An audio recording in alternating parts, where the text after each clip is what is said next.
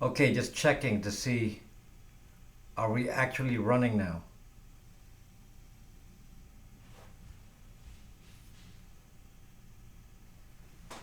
Let me know.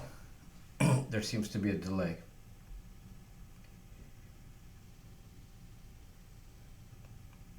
This is a different setup, so everything is a little bit different even in configuration here. Ah, there we go. Okay, so is it running, Starlight? Is everything running? This is only on YouTube. This is not on Periscope. This is not on Periscope. You're running fine. Okay, great. How's the sound? Again, something different here. Different sound, different picture. Everything's different. Sound okay, Kev? Sound okay? No echo? They're like room echo? 5 by 5, but is there any like echo sound? Or it's clean audio? And is it loud enough? Thanks for checking for me. This is unusual. This is a completely different setup, so I'm making sure everything is running like usual here. All is good. Hello, Richard. Another Richard. Welcome. We're only on YouTube tonight. We are not broadcasting in any other platform. And as you can see, it's a whole different setup here. This is actually not done yet. I have a new camera that's going to be used for live streaming, and it got shipped with the wrong cable, so I was going to use it today. And this got shipped with the wrong cable, so I can't use it. But on the next video and the next live stream, we'll be going with a DSLR mirrorless camera for the broadcast as well. So everything will be higher quality from here on. We're kind of upgrading. Everything is being upgraded, and even the room setup. You know, this is not a green screen. I can actually touch that. I don't have to have comments of people saying, "What is that? Can you touch that book?" Well, I can. Hello, losing Ba Moirang. Okay, hold on. I have actually a different display here I can use, so I can see the comments a little bit better. It's right in front of me, so right in front of the lens. So we'll see if this works. Another one of the changes we're doing here. Okay, so yeah, so we are. Good morning. Where are you from? Losing Moirang. Where are you from? There. Now I can see the comments right in line. I don't have to, and I don't have to look at Periscope. I'm just looking at YouTube. This is just an experiment. I may go back to Periscope as well. Someone could tell John Ho that you're live. He's a Hong Kong Periscope broadcaster. I know John Ho very well. Yeah, but I am not doing this broadcast on Periscope. So yeah, he can watch it on YouTube. Yes, John Ho. Well, I know him very well, so he's doing a lot of videos showing what's happening in Hong Kong. Hey Jay, how are you doing? And there's Vic Zartis here. How are you doing, buddy? Someone could. What am I missing here? So, wow, that's a delay in the comments. Okay, there's comments here going a little faster than the one on the right. I have comments on the computer. The dancing or a tactic. Oh, okay. So, this one is having a problem. Give me a sec here. Looks like it's on the wrong Wi-Fi. Again, I'm sorry for a little bit of setup issues here, because this is a completely new setup and I'm prepared to cause problems here. And it's okay if it doesn't work. We shall make it work next time. Okay? We'll make it work next time. So somebody also left a comment. Somebody left a comment for me relating to the audio. So somebody said, fix your audio. And it's like too late after the broadcast. So if you want me to fix audio, you better tell me now if there's a problem with audio. Let me know right this moment and I will fix it. So anyway, as you can see, it's a completely different layout. And lighting needs to be, this is a live stream, so lighting and all that isn't optimal yet.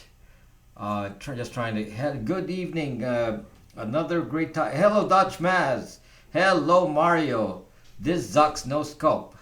Mario's not happy that I'm not on Periscope, but this is a test.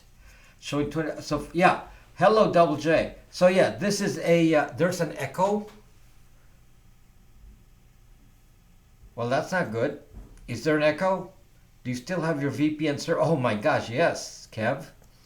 I need to, yes, but it's different now because I have a new one. This is a new Brax Wi-Fi router that uses a Pi 4, so it's faster. So I upgraded it a few weeks ago, and now this is like 3 to 4 times faster than the last one. And it also works in wired mode, so there is no echo. Okay, so Mario says there's an echo. Misty, hello Misty. Even your lighting is fine. Okay, hello everyone. No echo. I just want to. I'm going to listen to the replay to make sure there is no echo, because that's what we're trying to solve here. And notice there's no microphone. That's why I was asking about the echo. I was, I'm asking about the echo because of a problem with, if the microphone being further away is going to have an impact. So I need to know if the microphone is the same as usual, or I have to talk right next to the mic. So I need to know that. So no echo, great. Okay, so I don't want any, this is like just overhead stuff that I gotta go figure out for the next round. And thank you for coming in even on a Sunday here. And this is not my usual scope, sounds like a bathroom. Okay guys, does it sound like a bathroom? Because that's exactly what I want to avoid. That's exact. So I may have to put like soundproof tiles if that's happening. Audio is about 25% quieter. Well, it doesn't have to, but I'm gonna go in the red zone if I do. It sounds like you're in a room. Okay, that's not good. Okay, yeah, if it sounds like I'm in a room, that's not good. Since I'm using a high quality mic here, let me just increase the audio a little bit here. I just don't want to go in the red. Slight echo, okay, that's a problem because actually the mic's right here. So in theory I can talk like that, and is that better? Is it better with when now I'm in the red zone? This is the kind of stuff that, can only be handled live. There's no way to configure this. I mean, it's different with a video. I can fix it. Okay, so there. So the gain is in the red zone now, so I don't want to overdo it. The echo is worse now. I mean, how can it be worse when the mic is right there? That doesn't sound correct. Okay? Yeah, I don't want to be in the red zone. And the mic better before. I'm on earbuds and everything sounds perfect to me. Okay, now the sound is better. Because I can get rid of the mic. I mean, the mic can be a little higher. Like that, so you don't have to see it.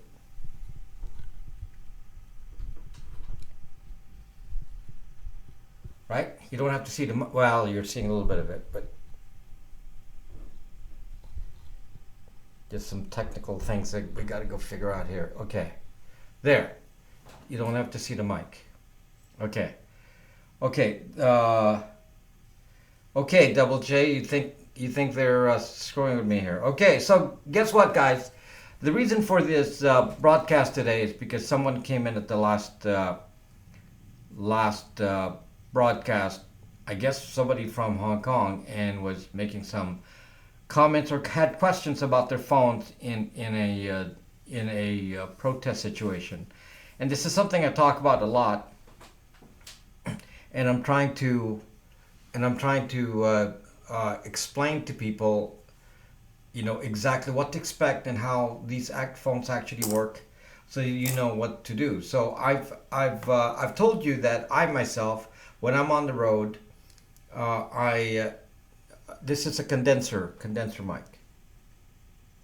I use a Ubuntu Touch phone. So the Ubuntu Touch phone is trackerless. Now, that doesn't mean you can't be tracked. You can still be tracked with this, but it's a lot less tracking than using an iPhone.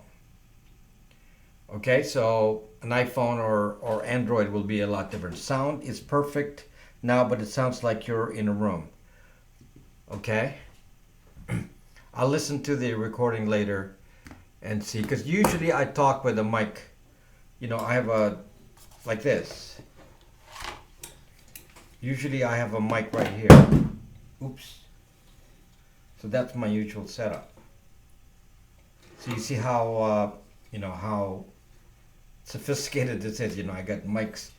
These are all condenser microphones. It's all like high end stuff. So I got that's a condenser mic, and I could point it at me more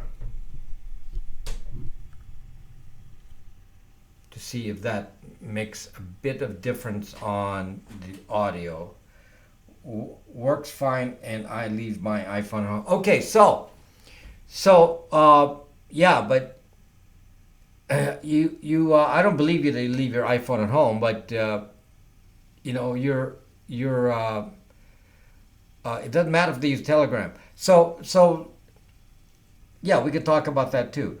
So when you're using this is one of the options. So, and we're going to talk in detail about all of this, but these are some of the options, and this is kind of a new option that just came out. And this is using Ubuntu Touch, which I've been installing. Some of you have asked me to install this for you, so I sell this for you installed. So I bought some of this. In fact, I still have a couple. These are a couple of Nexus 5s. You can see they're still locked in plastic here. They're not new, they're used, but they look pretty good. Very high quality, and they're already pre-installed with Ubuntu Touch. And then I just ship it to you already pre-installed. So I already worked on those. Leave that Android at home. Now, never leave. So Mario has one of these, Ubuntu Touch, and news about cocktool demon seed. I don't know what that means, but I'm not. There's no Blue Yeti in here. Everything is. This is actually, this microphone here is a AKG. This is a. I don't know how much it's cost. Probably $300, maybe. This is a real. This is not a USB. This is a real XLR professional recording mic. So I have several of those. So because I'm a musician, so I have the fancy mics. The one up here is a USB mic. Only took me 3 years to delete it all. Okay, so one of the questions that is so funny. This is the if you see some of the photos from Hong Kong, even the last couple of years, when they've had protests, they actually go out on November the 5th, and wear their anonymous masks. So they're out there with their anonymous masks on November the 5th. And there's an actual photo on Twitter, I think. There's an actual photo on Twitter where these kids, and they're obviously, millennial age, and they're in the protest, and they're Chinese, so I'm gonna presume it's a Hong Kong picture, and they're wearing the mask. And then you can see them texting. You can actually see them with their phone, so they're actually like this. They're wearing their mask and they're doing this. Well, I'm gonna tell you right now, that's pretty crazy. Young people, can you use your head for a moment? We need to understand what's in the phone. You need to know what all the identifiers are in the phone, how you're identified, and how that works, so you can understand that this is a very stupid thing to do. What's the point? This is like anonymity and then no anonymity. So it's like, be consistent. What do you want to do? You want to be anonymous or you want to be not anonymous? Make a choice. This is why we're going to talk about this today, because I am shocked that people don't understand this difference between these two devices. You got to make sure what your intent is. If you don't want to be anonymous, use this. If you want to be anonymous, use this. Now, can you be anonymous using this? Okay, now we're in the between stage. If I use these two, I may not be anonymous, but I'm a lot closer to it than this. If you have a Pine phone or a Librem 5 phone in the future, you can be anonymous. So that's not yet here. But since the majority of people in Hong Kong are probably on Android, I would imagine that's, could be 90% of them are on Android. So they're out there they're not with their iPhones, or with their Android doing this. And I'm like, I feel sorry for them, because you wanted to go to a protest, because the purpose of the protest is freedom, and the purpose of of you as a young person going to a protest is to make your opinions known. But it doesn't mean you want to go to jail and deal with a government that may dislike your message. And this is nothing new to me. When I was young, I lived in a dictatorship, in a country with a dictatorship, and there's no protest. If you do a protest, you go to jail. And in fact, they did have protests, and that's why it led to the dictator taking over and saying, no more protests. We're gonna take over now, and anybody who speaks out will go to jail. And yes, people disappeared and went to jail. So that is the scenario. I mean, I have personal experience with this, and then later on, I know people who were actually in the revolution that actually happened later on. I wasn't there, but revolution happened, and the tanks and the soldiers were out there, and the civilians climbed over the tanks, and that caused the collapse of the dictator, because the army didn't want to kill their own people, and that was the beginning of the end of the bad guy, and everything got better right after that. So did some people disappear and not go to jail? Oh yes, of course, Starlight. You don't actually know where people went.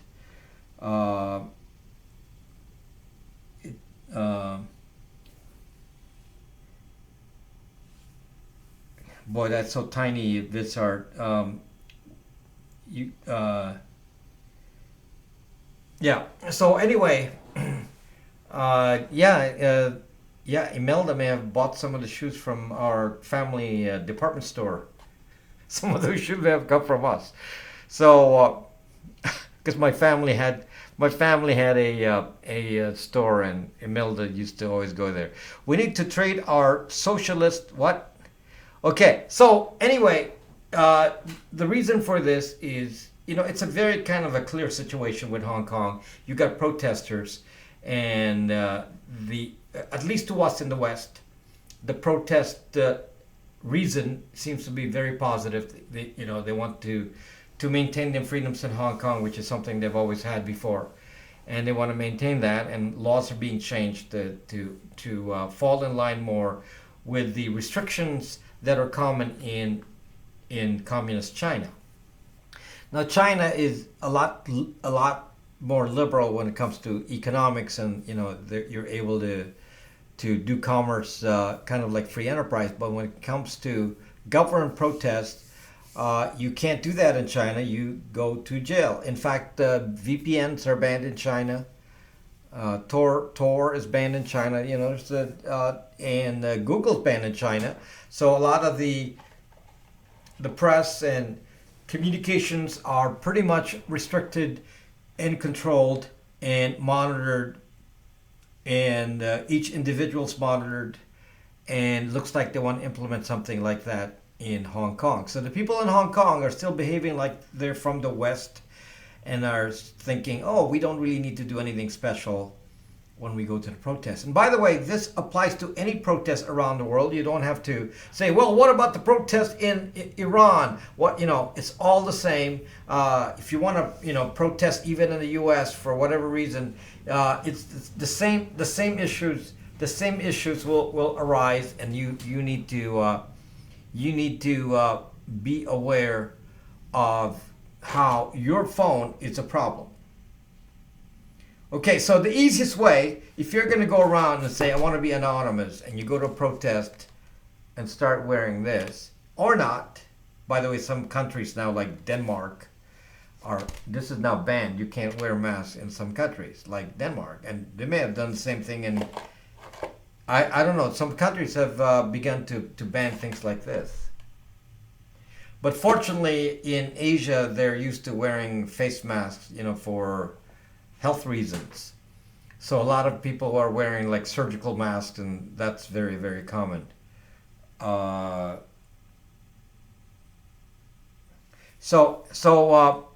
Anyway,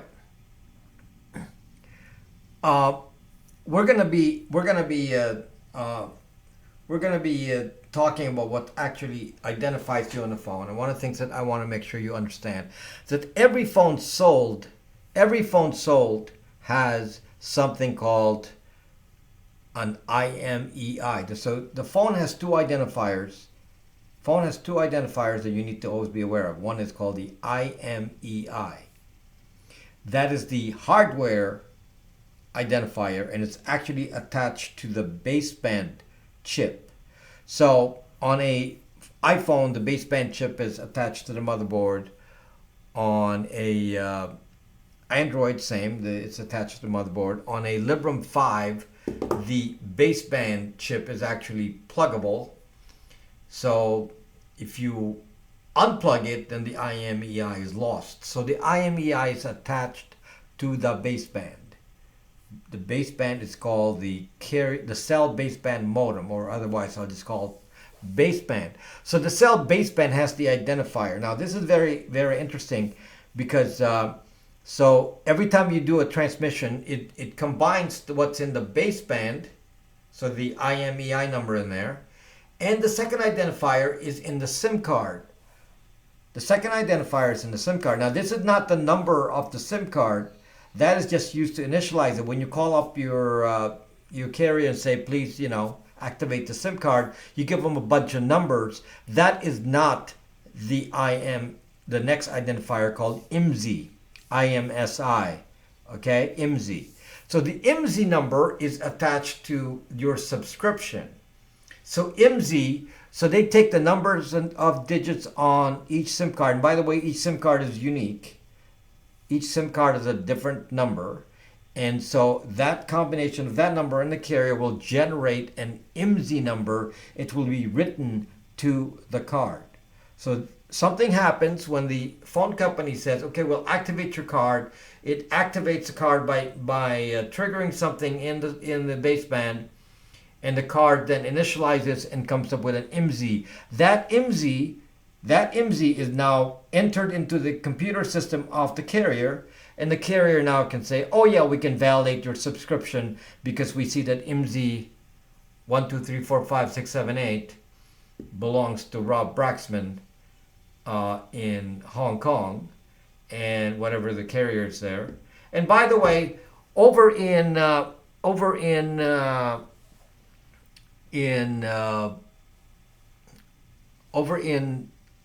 China, most of the basebands are made by another Chinese company. Although somebody told me it's from Taiwan. I can't be sure of that, but there are two companies that make basebands in humongous numbers, and we're talking in the billions, maybe a billion apiece. And one is Qualcomm, a U.S. company, and the other one is MediaTek. These two companies pretty much own the majority of patents relating to cell basebands in the world. So they produce a couple of billion phones a year of various types, and these two companies pretty much control all the chips that are being made. Now, so when you have your phone and you turn it on, you activate it, it actually sends two numbers to the carrier. So every time I change, let's say I move I have one SIM card, I would move, let's say, to these two phones, okay? So I have the same SIM card, I would take it out of this, and here, let's do it right now. So if I take the baseband out of this phone here, and so now, okay, so now I'm taking out the SIM card, right? Now some old phone, some phones don't have SIM cards, so it's in the hardware. The SIM card's in the hardware, but GSM carriers have SIM cards. So T-Mobile, AT&T in the US, they have SIM cards. So there's the SIM card, right?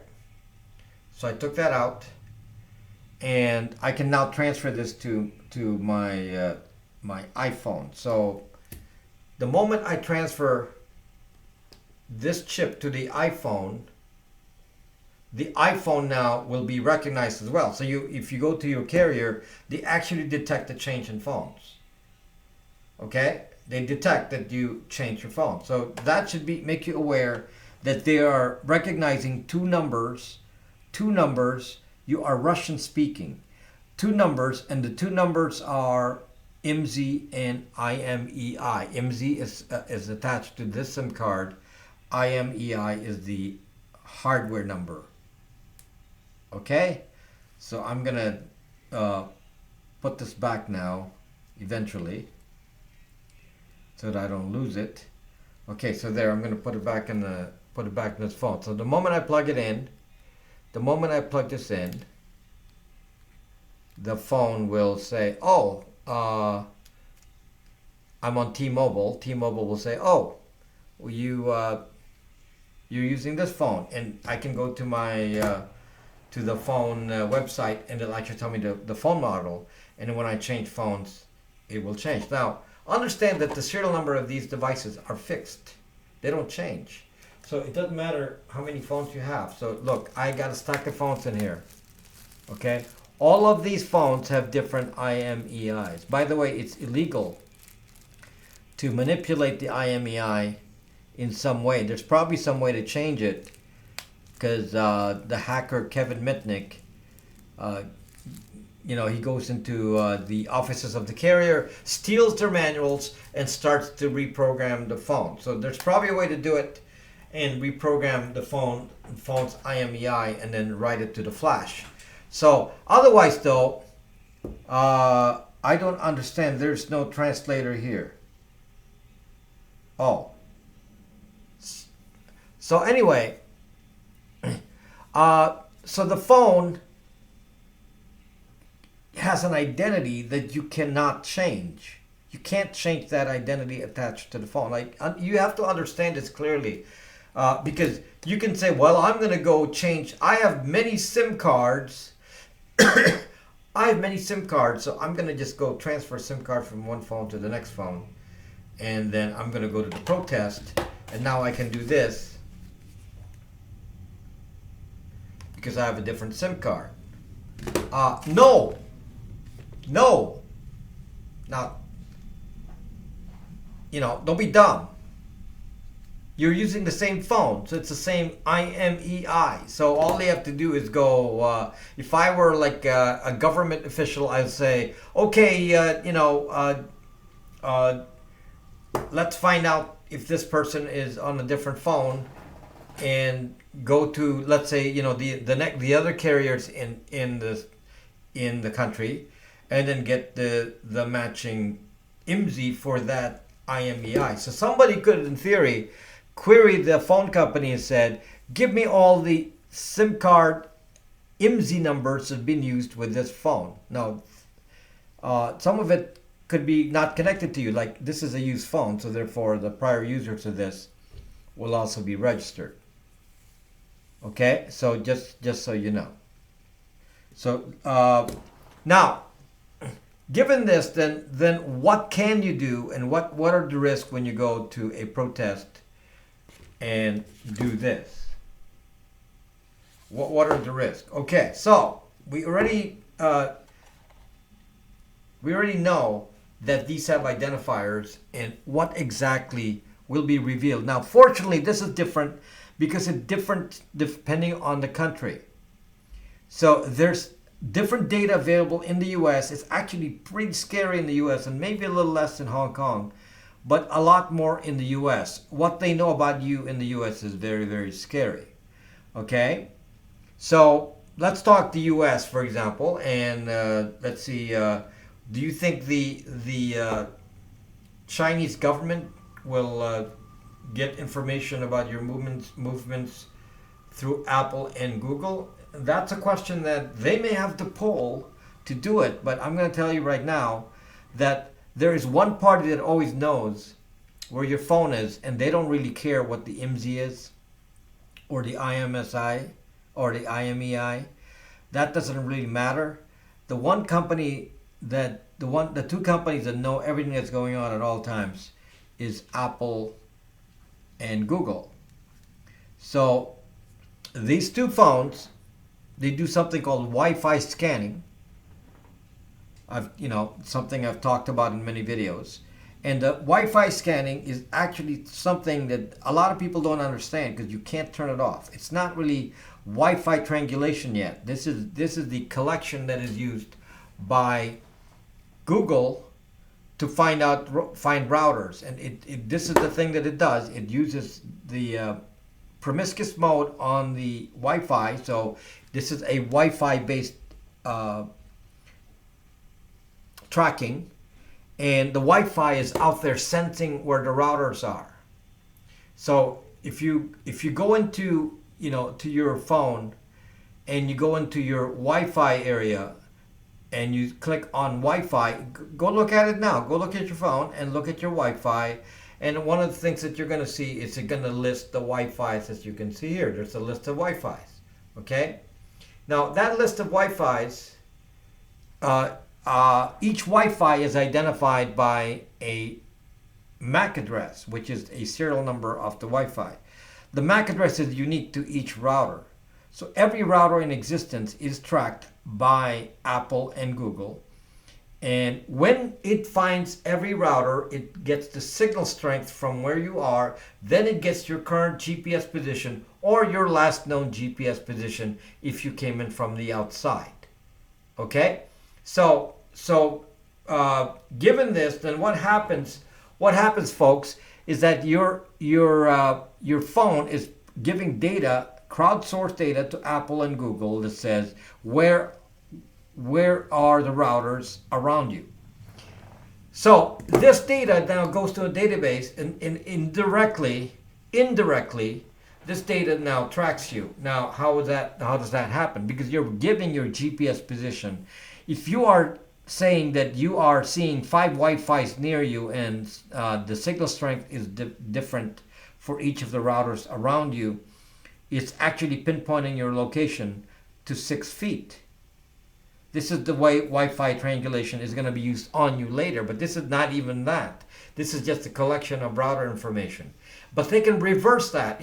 I know what router you're near, if I know 2 routers you're near to, that's a formula used by these companies, Google and Apple. If you know what 2 routers you're near to, hello, yo soy Alvaro, then I can find out your exact location. So, given this, could someone go to Apple and Google and say, I want the list of devices that were found in this square area. Let's say it's a quarter of a mile square. I want to know everyone that was there. So, do you realize that they're already giving this information? This is go look at the press reports, and this is actually something that's often subpoenaed. The U.S. government, for example, subpoenaed such information and said who was at a certain location. Law enforcement, if there's a murder scene or something, they're going to say who was at the location. So they can find out within whatever range they want, within a mile, half a mile, 10 feet, 50 feet, who was at that location based on your phones. Wi-Fi. We're not even talking about the cell. This is not cell. This is Wi-Fi. Do you understand the effect of this? So now that means that every phone with Wi-Fi that doesn't have a switch to turn off the Wi-Fi that is using Apple and Google will automatically be able to track you and anyone in an area within 6 zucking feet. Now, think here. This is a very complicated topic. This is running Ubuntu Touch. This is a Linux phone. Okay? This is a Nexus 5 that I preloaded with Ubuntu Touch, which is a Linux phone. This is Linux. It does not do Wi-Fi scanning for Apple and Google because it's not in the Linux code. Linux doesn't have that. It doesn't have any connection with Apple and Google. So this is not going to Apple or Google. Therefore, even with the Wi-Fi on, there is no Wi-Fi scanning. Do you understand that? If I walk around with this, Apple and Google does not know what restaurant I ate at, does not know which church I go to, does not know which doctor I just saw, does not know anything about my life or what market I go to or where I did my Black Friday shopping. It's not going to know that because there is no Wi-Fi scanning in this. Okay, do you understand now that this in itself is quite an advantage? There is nothing you can do on an Apple and Android. Apple and Google will know that, and they can subpoena that information. Now, let's talk about Hong Kong specifically here. If Hong Kong subpoenas the data from Apple and Google, would Apple and Google give it? I don't know if they're required by law to give it since it's a different country. They might do it just because they want to get on the good side of whatever the country is. But just understand that data is there. Somebody has a data of anyone, and this is specifically with Apple and Google now. They know exactly who was where, simply by knowing who was near any router. Okay, and this translates into a GPS position. Now you're saying, well, yeah, so they know that X person was there near some phones were there in an area that's a quarter of a mile square. But you don't understand. The phone has your identity because most of you will have an Apple ID or a Google ID on the phone, and then the phone will of course be attached to you and your identity with your real name and address on the credit card. So they know who you are, they know where to ship the phone. So you're kind of zocked. This is not just tracking the location at all times, but it knows your exact identity because you paid for it with a credit card. Okay. Now let me review the questions that you were asking here that I missed. Okay. If a car has access to satellite radio, they can track it then? No. Your car? No, I don't think so. No Starlight. A satellite radio just points the antenna to the satellite. It doesn't track your location. You haven't used Wi-Fi since July. Wow. Okay. Okay. The scary part is that lots of customer data is passed in the U.S. and China Telecom was caught building a list profile of U.S. cell customers recently. Not surprising, of course. They know all movements, even bowel type. Yes. EPROM IMEI program for. Oh yeah, you can buy it in China. You can flash a new IMEI. You can buy a China kit. You can probably even do it just by plugging in, punching in numbers on the keyboard. But you will go to jail. Crime Stoppers. That is, I think it's 20 years. 20 years in jail for every occurrence. So, yeah. Kevin Mitnick did it like so many times. They threatened him with lifetime in jail or however many years. And then he got 5. And he got out of jail in 5 years. Okay. So, okay, what else did I miss? This is why you need to turn off baseband and use SIP and Wi-Fi. Okay, well, we're going to talk about any of that because some of that is not practical. Okay, AliExpress sells it. Okay, well, AliExpress can be kind of scary, yes, because it's kind of like the Google of, or the Amazon of China. So you understand now that if you want to escape this thing called Wi-Fi scanning, the only way is to have a non-Apple and non-Google phone. Now, can you do it with a custom ROM? Will a custom ROM stop Wi-Fi scanning? The answer is yes. Yes. So, in addition to, so every solution here has some benefit. So, this is an Ubuntu Touch Linux phone. Definitely no tracking of any sort in here whatsoever. Nothing. Okay, so if you turn off your GPS, that's it. You're done. This is the safest solution. And I really advise that you get one of these. So when you walk around with this. And if yes, you want your fancy phone, sure, you can have your fancy phone. Turn it off. Just leave it turned off if you want to bring it. But you will find that you don't actually need it.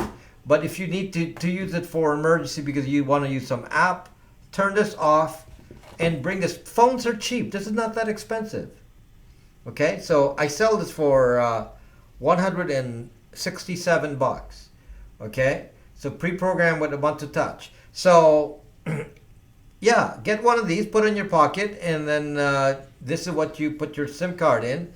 And if you can even do hotspot. You can hotspot from here to here. So I can make the Ubuntu Touch my hotspot and then use my iPhone with it without having to put a SIM card in it. And then you can use some apps. So that can also work. So the other option is to use a custom ROM on Android like Lineage OS. So you can do that. That will also eliminate Wi-Fi scanning. So if I were given the situation in Hong Kong, and let's say I'm going to be protesting there, then at the very least I'm going to drop Android from my docking phone. Since 90% of them are probably on Android in Hong Kong, then they can all go use Lineage OS or something. Okay, look up N6N. That sounds like Crime Stoppers. Yes, Kevin went to school to CSUN in Nevada. Yes, I read his book. Okay. Do you remember Caption Crunch the Hacker? No. You met Kevin. Kevin is in the Valley, so Kevin Mitnick is in the Valley. That's what it says on his book. So he lives close by and is a consultant now. Confusion OS be run on any, Pure OS can be run on any smartphone? No, no, definitely not, Silver Surfer. Absolutely not. Pure OS at the moment will only run in its limited mode on a Librem 5, and even that's not even finalized yet. So the answer is no. So, is there an advantage to, given a choice then, so I've given you a very specific answer here. If you're going to go to a protest, do not have an iOS and Android phone. I mean, there's no argument about that. I don't need to go back to that. It's a definite. Do not go use Android and iOS when you're out in a protest. Okay? So that's call sign? Crime Stoppers? Okay, then that'll show his address. Okay. Is that his real address or mailing address? Probably his mailing address. Okay, so I'll check that out.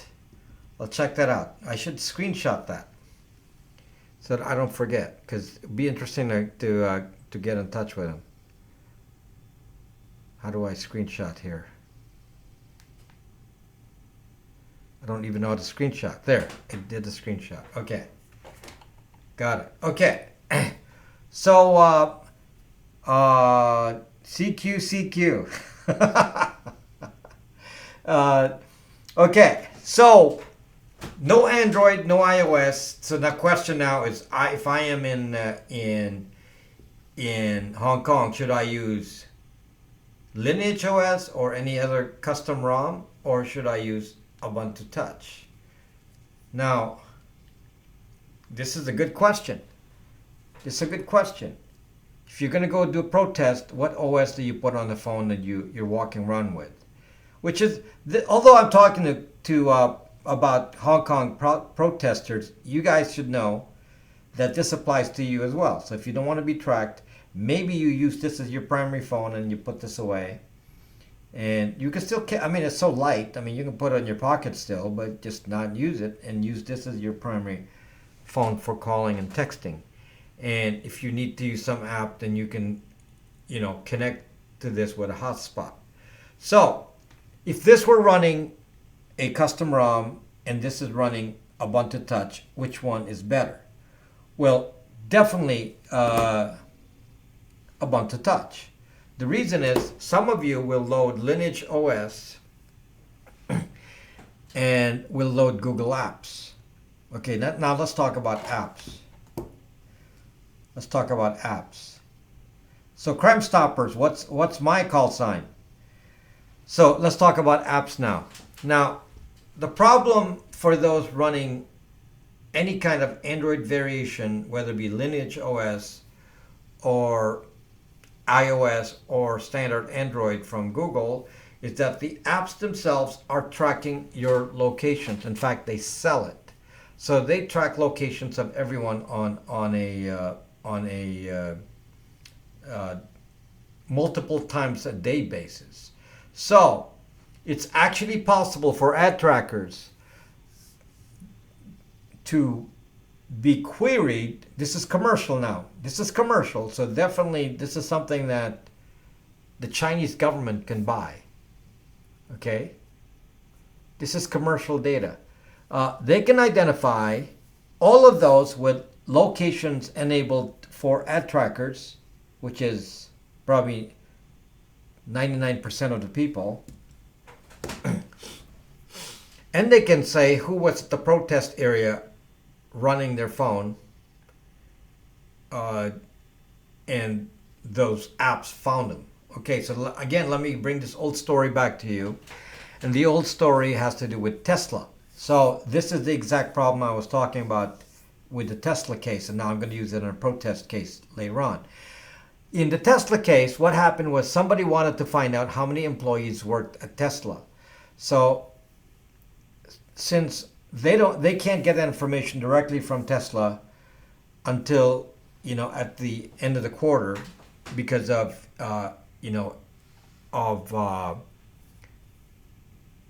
SEC rules.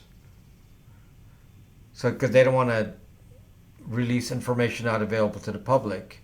So the employment numbers are not going to be available until after the end of the end of the quarter. And so they wanted to know if Tesla is in fact ramping up for the big production of their Model 3.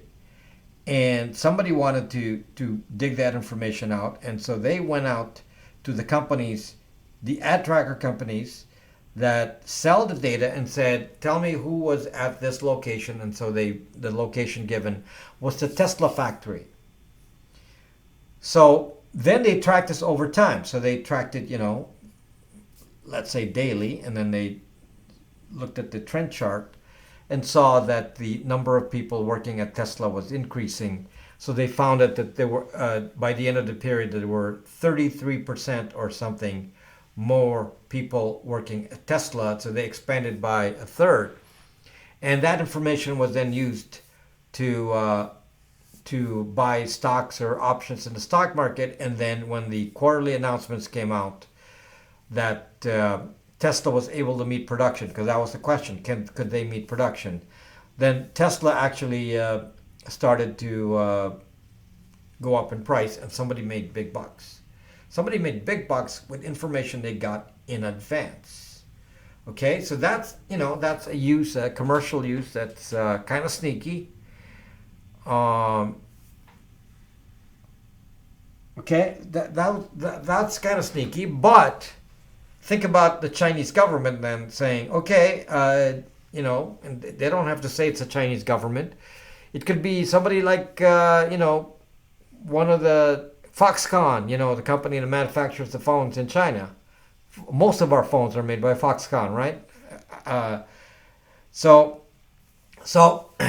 if Foxconn said, we're going to go buy data to see who was at this protest area, but we're not going to say it's about the protest. We're just going to say we want to buy data of who was in a certain location at a certain time. And a big number of those people will be identified just through the apps. And this is how it works, guys. All of you are using free apps on your phone. This is on iOS and Android. Again, and on in some cases, it will be on Lineage OS if you're running Google Apps in the Google Play Store. So if you're using any of those, the standard Android apps or an iOS app in any OS, standard iOS app, even including Amazon Store. Somebody was asking about Amazon Store. That doesn't matter. Okay, Amazon Store, Google Play Store, it doesn't make any difference. They're standard Google APKs. Okay, that's the executable file format that they use. If you have that, then many apps, the numbers are in the thousands.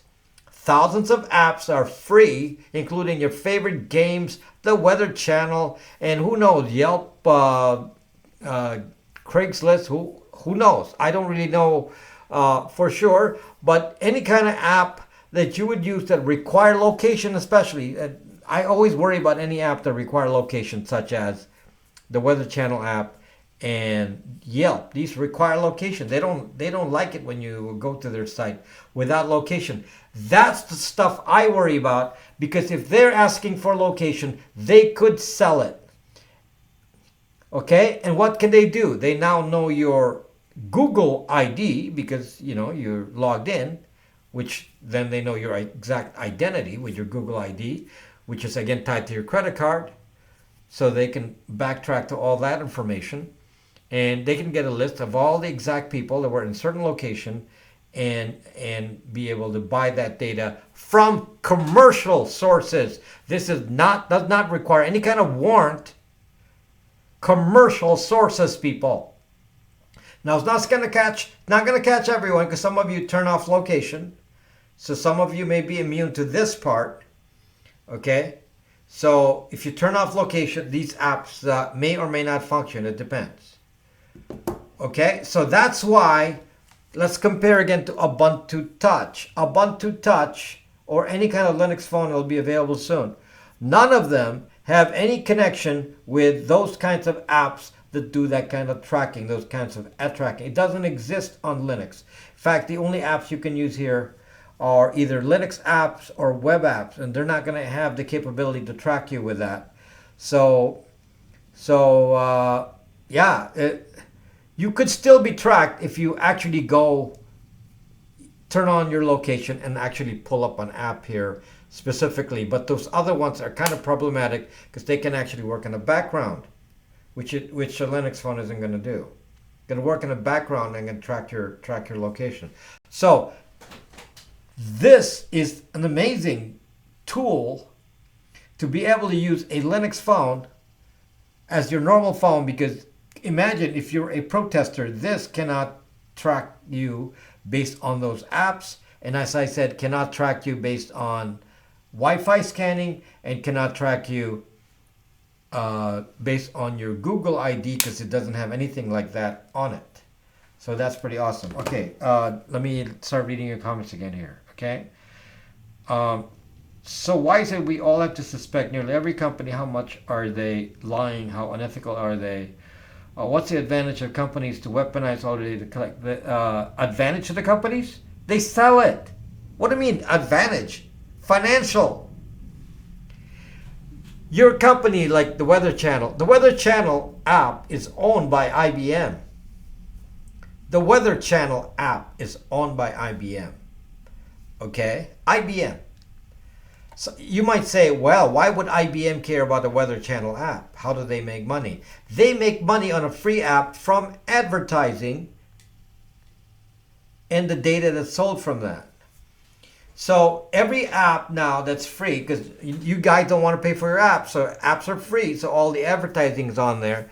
But they're not selling just the advertising. This is the biggest mistake that people assume, that the apps, the phones are selling advertising. They're not selling advertising. They're selling the data of any sort. The advertising is for you to consume, but they're pulling your data, and they might do the advertising later or use it for any other purpose. The purpose may not be a good purpose, such as to track locations of people. Okay? So you understand that. This is why I don't like to do things like Apple Pay and all that. Some of you is like, oh, good, another nifty gadget to do. Put my credit card information on the phone. Suck you, not going to do that. Okay, so bury the bitcoins in the backyard. Cold wall. Okay, what did I miss here?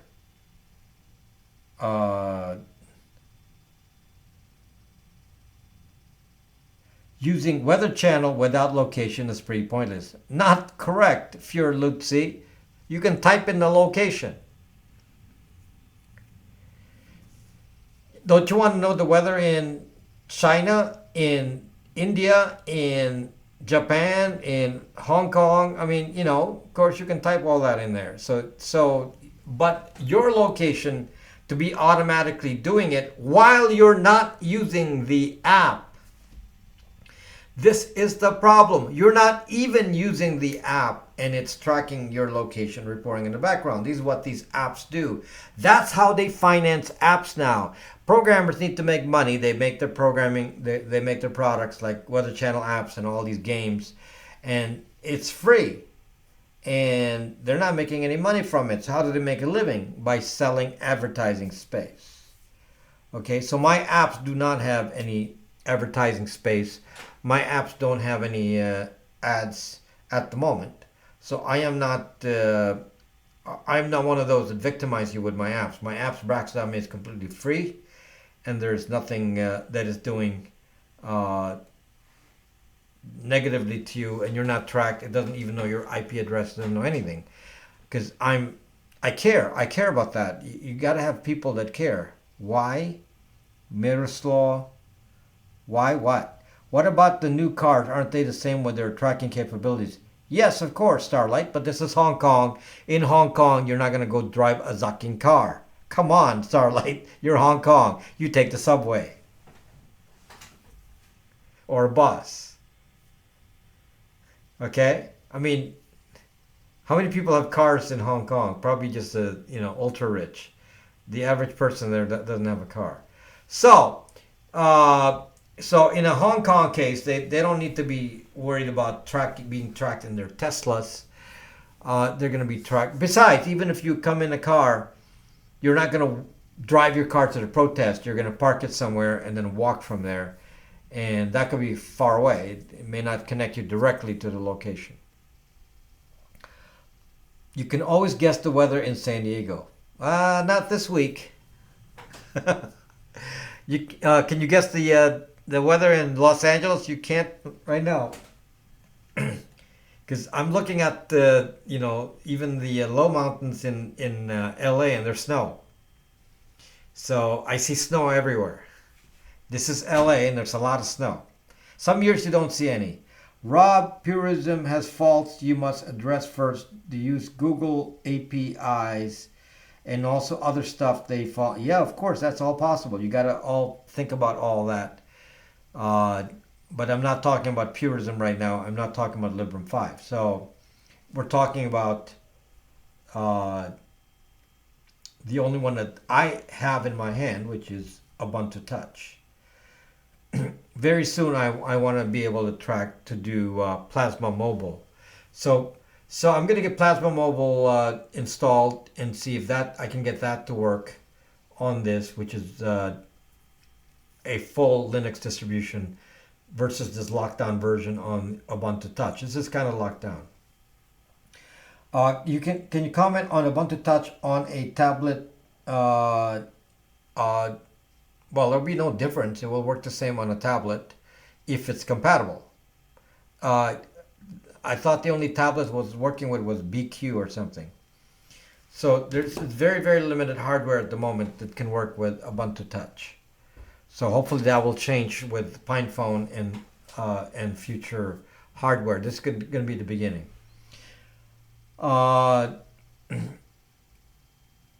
Is this a YouTuber or Periscoper? What does that mean? Okay, so given that there's quite a bit of an advantage carrying one of these, but even this is not 100%. So this is again a Ubuntu Touch phone.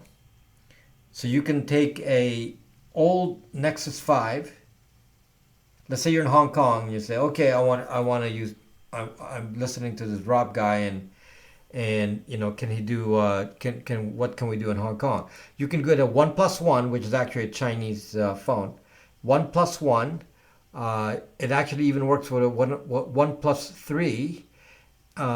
Although the instructions are not clear yet on that, but you can do it. Then this is a Nexus 5. You can do it on a Nexus 4.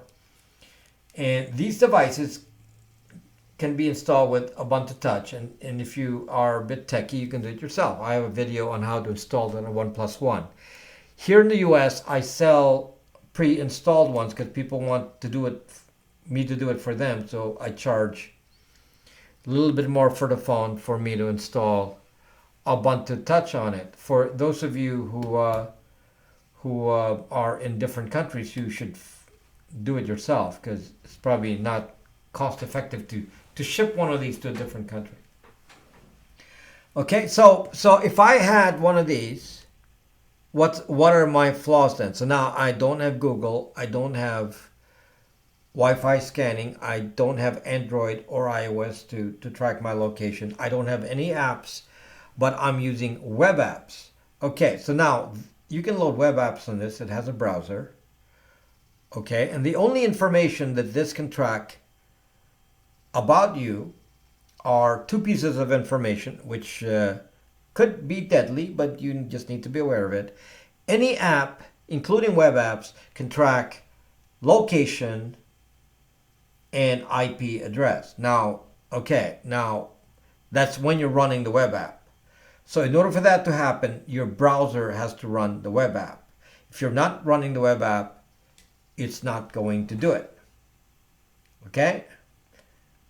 How big is the file?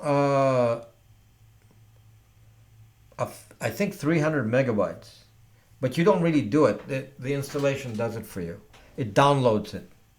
You install it on a computer, the computer downloads it. So anyway, so on a Ubuntu Touch phone like this, so here I'm running a web app. This is YouTube. If you're logged into YouTube, then of course it can track you when you're logged in. but it will only track you when the actual app is running. It doesn't do anything when it's in the background. Now that's different than an actual app. For example, if you're running a Facebook app on iOS and Android, it's running in the background, collecting information and sending information to Apple, Google, stealing MAC addresses and doing very nasty things in the background. On a browser, it only gets data when you interact with it. So, for example, here's YouTube. Okay, I'm looking at YouTube on Ubuntu Touch on a browser. If I don't touch it, nothing is happening. No data is being sent. Okay, I have to actually touch it. And I have to be logged in to be identified. And I can turn location off. I do. My location is turned off by default. So, are you in danger? For example, on my phone here, I have YouTube and Google Maps. So I have two Google apps in here. Will it track me to some degree if I use Google Maps and YouTube? The answer is yes. Now, I don't use YouTube for search. I use DuckDuckGo. So it's not going to be an issue on search. So it's an issue when running the app. Do I have to run the app? No. So you make a choice. If I get lost and I need to use that versus another app on here called UNav for navigation, I'll use UNav and then I don't get tracked. If I want to use Google Maps for some reason, then I know I will be tracked, but a lot more limited tracking than what's available on this. So if I'm at a protest, it's very simple. I don't run any Google apps when I'm at a protest. That's pretty simple discipline. I don't need to remember that. Very simple discipline. Use a VPN and disable WebRTC on the browser. My VPN automatically blocks WebRTC, so that's not an issue. It redirects WebRTC. My VPN, you don't have to worry about that. So you don't have to think about WebRTC because WebRTC leaks. Very bad. DNS leaks too. Okay, so hello Brian Lewis. Okay, so who did I miss here? Older live stream about cars being tracked. It's titled something called Batman Hide Today. Wow, you even found my old live streams. Do you know how to decompile an Android app to open source and use it with Linux distro? Crime Stoppers, not going to work. Not going to work, Crime Stoppers, because a Android app is not written in any language you think it's written in, okay? You have to understand how Android apps work. Android apps are actually compiled into an intermediate form. It's a bytecode. It's not even machine language. It's a bytecode that used to work with a virtual machine called Davlik, and now it's called the Android virtual machine or something. I forget what the name is. Android something, but it's called Davlik. So all of the code is actually executable in the bytecode for the virtual machine for Android. You actually do not see the actual code written in C or C++ or Java. All Android apps are written in Java, but you don't see that because it's translated to this bytecode. Okay, so we don't use Java on necessarily on a Linux phone. We use C or Python. So that's what we usually use on this. So no, you cannot. Besides, that doesn't work because the hardware. This is actually requires its own video, and this is one of the difficulties of you can't take Android stuff, and it's like saying, can you move iOS apps and move it to Android? Same problem. You can't move Android apps and turn them into Linux. You can't use iOS apps and turn them into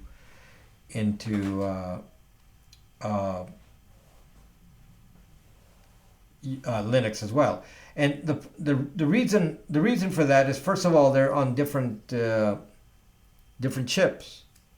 So some are using ARM64,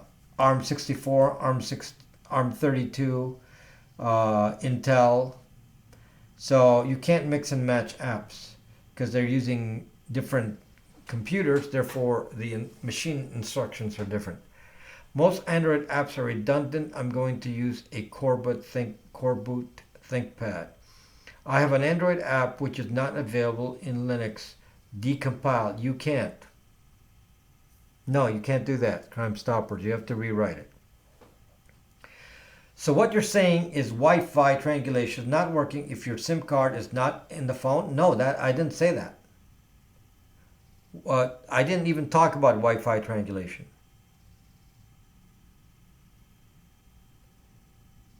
Okay? No, you said we could use Nexus 5 as a hotspot in Hong Kong. So what you're saying is Wi-Fi triangulation is not working if your SIM card is not on the phone. No, Wi-Fi triangulation works. So if I'm in Hong Kong, this is one thing I'm not going to do in a protest. I'm going to say, well, I do have a Nexus 5 phone as my hotspot. And I do have an iPhone, and I'm in the middle of a protest. I'm going to turn on my iPhone or my Android and use this as a hotspot because obviously this is Wi-Fi triangulated. No, I would put this phone away. I thought I made this clear. If you're going to a protest, zucking no Android, zucking no iOS, zucking no custom ROM with any Google apps. Okay, none of those. You cannot have them. And even if you did all that and you carry this, now I'm going to tell you how you're going to be spied on this, because you can still be spied on this, although it's a bit different. Okay?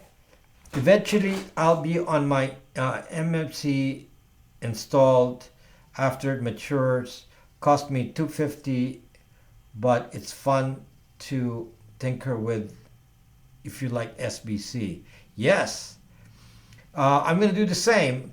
Josmo, I'm going to install, I'm going to have multiple micro SD cards, and I'm going to do plug and play different OSs on a Pine phone and check all that out. So I will do that myself. Okay, so now to continue on. Now you say, oh, okay, so what did we learn so far? We learned so far that you're going to go to protest, leave this all behind. No iPhones, no iOS, no Android, no tablets. Can you use a computer? Well, you're going to have to use somebody else's Wi-Fi, and that will triangulate you. So no computer. So what can you use? You can use a Linux phone with location turned off. Linux phone with location turned off. Okay? Preferably VPN. So if Linux phone with a VPN, I don't know if VPNs are legal in Hong Kong, maybe. Not legal in China, but they may be legal in Hong Kong. Preferably VPN that will put you in a location outside of the protest area. So, okay. Now, you still, of course, need to worry about your face. So, wear a surgical mask or wear this. Okay? Or wear sunglasses and a hat. Or something. Facial recognition is based on, exact positioning of eyes, nose. It's making triangle, shapes of your features and ears. So if you block any of this, then it starts to get less accurate. So that's one other thing you want to think about. If you go to protest, carry a brick. If you go carry a brick, then somebody stops you and says, "Do you have a brick? We're going to take you to jail." VPN's legal in Hong Kong. Okay, Frosty Flake said VPNs are legal in Hong Kong.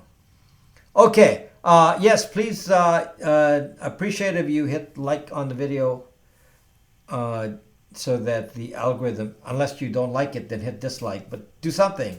Hit like or dislike and show that you, have an opinion on the video. So just go hit that. Thank you. Appreciate it. So, Yes, that's what I'm going to talk about next, Double J. Now we're going to talk about how I can be spied on any phone, including an Ubuntu Touch. If you go to a protest in Hong Kong, have a couple of cocktails.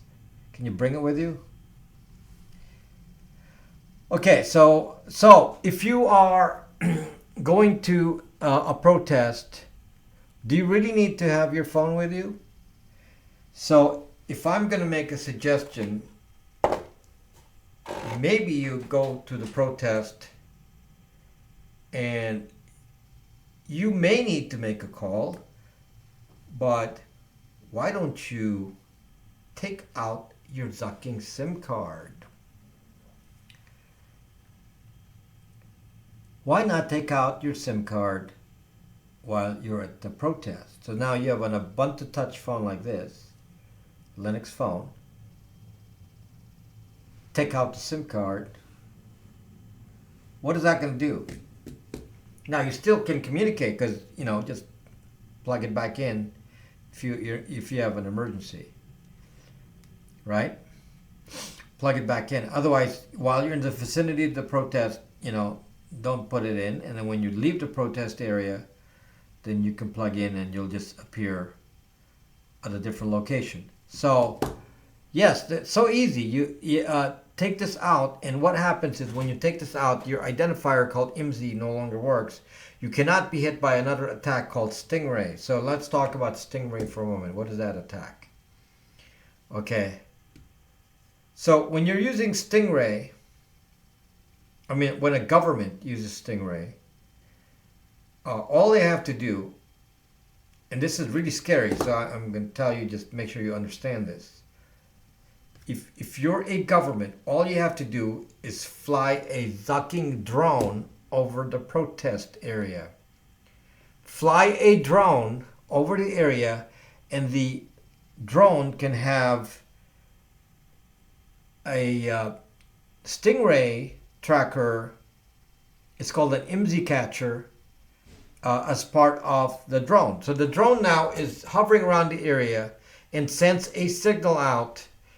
And the signal says, "Hey phones, who's here?"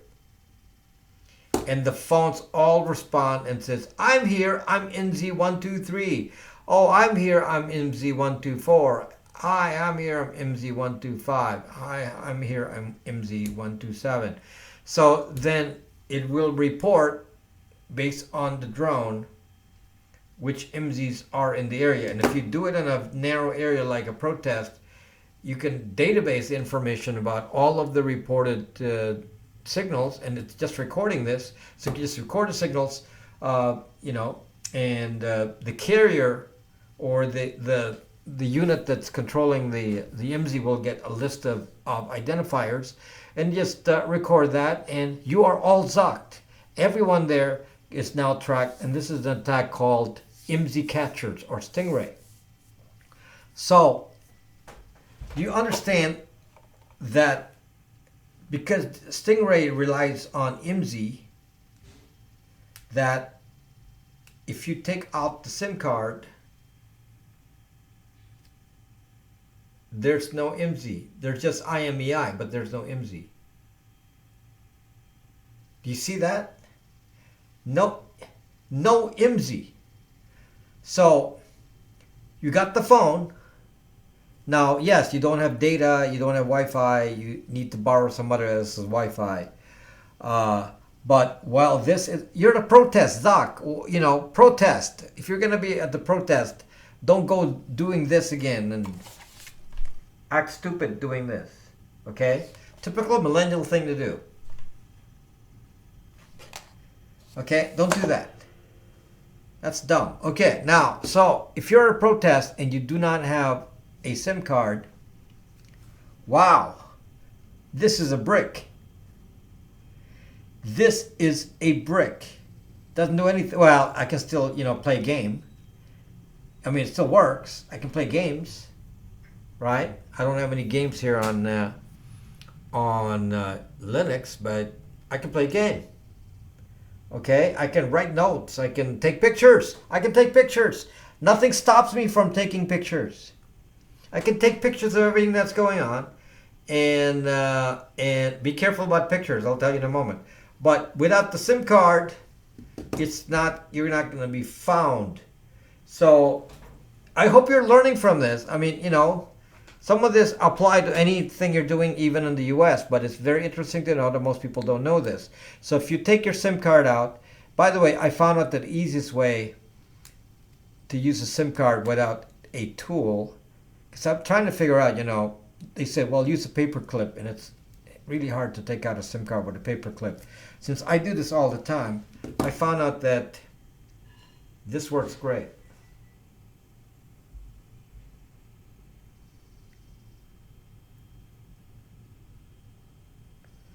That's great for taking out the SIM card. Okay, so you can play games. You can't check social media. If you do, then you have to plug it in. If you do, again, think about the threats here. If you plug in the SIM card for brief moments while you're using the phone, and then you take out the SIM card when you're done, then you may not be caught in the window of people being tracked with the IMSI catcher. So if you're using it it's like having a Librem 5 or a Pine phone and then switching it off when you're not using it. During the times you're not using it, you are not subject to Stingray. Phone can call to 911 even without SIM card. Okay, so let's answer that. That is correct. You can call 911 on a phone without a SIM card, but it doesn't identify who you are. Okay? It doesn't match to an account. So anyone can take anybody's phone and call 911. It doesn't have to be you. It doesn't identify you, and certainly doesn't know your location unless you call out to 911. Okay, so I want to make sure you understand the difference. The IMSI information is built on a push basis. Your phone says, hey, I'm IMSI such and such. You're announcing it to the IMSI. So the IMSI catcher or Stingray just says, this is the device that governments will use. They will just say, who's here? And then everybody says, hi, I am IMSI this and IMSI that. Okay? But if you don't have a SIM card, then no announcement is made. You have to do a push call to do it. And when you make a call, then your device will say, okay, I'm IMEI such and such, and I need to make a call, emergency. Will you let me through the network? And the system will say, yes, we'll let you through the network, but the only phone number you can call is 911. And it's going to be free, so there's no accounting needed, nothing else needed for it. And that's why it's allowed, but there's not going to be sufficient tracking from that in my understanding of how the phone works. So I'm not worried about the 911 capability. I don't think you need to worry about that either if you don't have a SIM card. Now, you may want to worry about the 911 capability if there's a SIM card in here. But without the SIM card, I don't need to worry about that. Now, assuming that you have a Librem 5 phone or a Pine phone, in Hong Kong, because you heard about that on the internet and you say, oh, that might be good. I want to get that Linux phone. If you no SIM, no beacon, beacon applies to an IP address. You're not home. The IP address is not your IP address anyway. No SIM card, no IP address. Correct. No Wi-Fi and no Wi-Fi. So you really have nothing. So if you have a Librem 5 or a Pine phone or you're at a protest, these are very convenient devices for being in a protest because you can just turn off the switch for the baseband. So if I don't want to be Stingrayed because I know I'm in a kind of a delicate situation, I'm in a protest and I don't want to be tracked here, switch it off. Simple. And then you basically appear like your phone is off. There's no SIM card, no IMEI, nothing. So that is the best situation, is to have those kinds of phones. Now, let's say you don't. This is a Nexus 5, so of course it has no hardware switch. What happens if you do not have a hardware switch? What happens to your phone? If you do not have a hardware switch on the phone, there are two ways to find your location on LTE and below, 3G, and that is by cell tower. Can you be found by cell tower? The answer is in a very limited way, because cell towers can only pinpoint you by tower, which is typically a mile square. It's not specific enough. Hello, chill zone. It's not specific enough to find you on a location basis. So it will.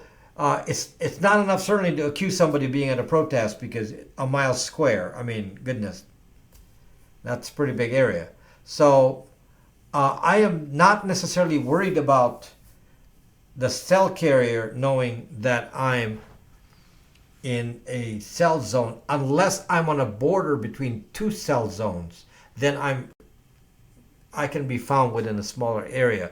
Let's say you're in cell tower. Let's say you're in cell tower A, but you're very close to cell tower B, and your phone keeps switching to cell tower A and B. Then the system will know you're in that middle zone there. So, yeah, that and your 5G question is very appropriate, because I'm just making a comment about 4G and LTE. That's how they find your location, by cell tower. Fortunately, we do not have 5G yet, but when 5G, real 5G is available, we are going to be zucked like crazy. When the true 5G, by the way, many of the services they call 5G are not really 5G. They're like, 5G wannabes, or they got a higher speed, so they call it 5G, but it's not 5G.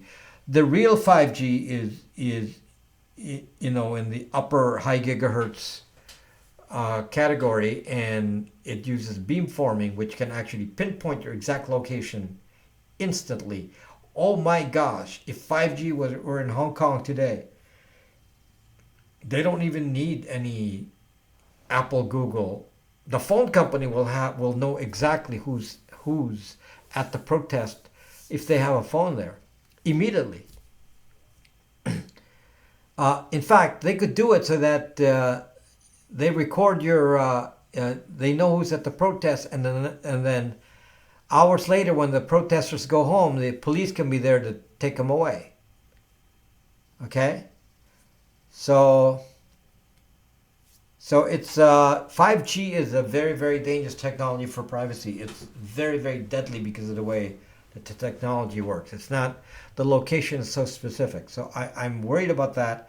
So if you have an option of not using 5G, don't. So in the future, when 5G becomes available, LTE will be available for a while, and stick to 4G LTE and forget about 5G. I just duct tape my phone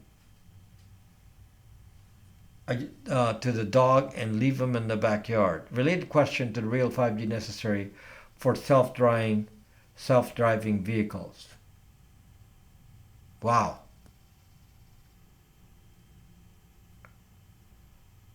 Wow. They may claim it's necessary. I didn't think about that. Yeah. Because they want to analyze the video in real time, and they want to send that to a central computer to process real-time information on traffic. They may want 5G. Wow. See, that's a use case that I just thought about. They want live video of everything that's going on. And a car has so many cameras on it, it can surveil roads and streets. If somebody is looking for somebody walking down the streets, all they have to do is contact the cars in the area and have their cameras report the data to headquarters, to Waymo headquarters at Google, and then or the Tesla headquarters, and then look at the data and then pounce on it and track. So yeah, so that's kind of a scary idea. Okay, so will Hong Kong use Huawei for 5G deployment in Hong Kong. I don't, you are asking me. So anyway, 5G. Well, they're certainly not going to use, Cisco and Qualcomm. They're going to use some Chinese company. So, anyway, so if you start to understand that, the risk itself on 4G, 3G, and all that is not necessarily on a direct cell tower tracking. That is not such a useful piece of data for such a thing as a protest. For that, I would worry more about Stingray, because again, Stingray means instead of the cell tower being far away, they'll fly the cell tower. So that's what Stingray does. It's the IMSI catcher. The drone is a cell tower. So by flying the drone over you in a small area, then the cell tower is being miniaturized in a small area and identifying everyone in the cell tower, which will be all the phones within the protest area, especially the guys in the middle. Okay, wherever they, where the bulk of the. So maybe if you're in a protest, stick to the sides rather than the middle. So again, things to think about. So Stingray will situate the drone. If I were government doing Stingray, I'd stick the drone right in the middle of the protest, and then capture the IMSIs from there, and which will then act as a cell tower, and then I'll get your IMSIs, and then find out your exact identities with the phone carrier, which they can demand, since the Chinese government can demand the carrier give that information. They won't have a choice. So again, taking out the SIM card will solve that problem pretty easily. Are you talking about microchipping babies? We are so in some European cities, they are trimming down trees so the 5G towers with close proximity can shoot their way through. Thank you, Android user. Okay. What else am I missing here? Okay. They will soon implant 5G receptors in newborn bones. Why would they need to do that? Sounds very inefficient. You already have a tracking device. You always have, this is basically, pasted to you now. This is pasted to you now. So did your Pine phone arrive? No, I expect my Pine phone to arrive in a couple of weeks. Hopefully. I do not use a Pinebook Pro. I do not have a use for a Pinebook Pro since I have so many Raspberry Pis. So it's the same kind of thing. So, I have little monitors. I don't need a Pinebook Pro. And you can see I put a couple laptops in here. There's one laptop there, and there's a Mac behind. And, I have like, I don't know, 5 laptops that are all running right now. That's a lot of laptops already. So, no, more than that. No, there's probably 15 laptops in this house. Is that an echo in the background? What is the echo in the background? So they use Zeppelin balloons whenever you want to call them so they can stay up and stationary. Okay, so am I still getting an echo then? I got to change my approach here if I'm getting an echo. I'm going to have to put, because I was hoping that the mic will solve that. So anyway, to summarize where we are here, what I'm talking about, the solution is if I'm going to go to protest, either have no phone whatsoever or have a non-Android and non-iOS phone. This is the safest phone there is for any purpose. A Linux phone. So this is a Nexus 5, which is originally an Android phone, but it's running Ubuntu Touch. And at the moment, as of today, because this is the only operating system I can load on it today, this is the safest. I can't imagine anything else. So if I have this in my pocket, and I walk around, I don't really feel like I'm being tracked, and you can still bring this with you, your iPhone or your other phone, because you like it and it's fancy, and you can leave it at home. But if you go around elsewhere, they really can't tell, where you are if you have one of these. What about a walkie-talkie? Of course, you can use a. I have walkie-talkies, or you want to. I got my. There's my. There's my HF radio right there, and there's some walkie-talkies there, and VHF radios. Yes, I got all that. So I do that too. Would you be better off with a walkie-talkie in a protest? Yeah, but you may not be able to contact anyone. It depends. So in the U.S., when you're using a VHF radio with a repeater and you have a license, you have to announce your call sign. And if you have to announce your call sign, then they will know who you are. So I would say that's not a good idea to use in a protest. Maybe outside of the protest area I would use it, but not in the protest area. I'm definitely not going to go on the radio and specifically say that I was at a protest, because somebody hearing that could write down your name, and they work for some party that wants to collect that information. So remember, it's a party line when you're doing radio, ham radio. So it's great for non-serious calls and things like that. And you can use GMRS.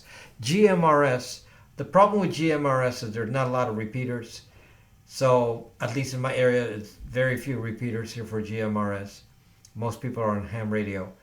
And GMRS does not necessarily require you to announce your call sign. So I prefer to use GMRS, and you can give the devices to your family and everyone can use it. So that's the law in the US. Okay?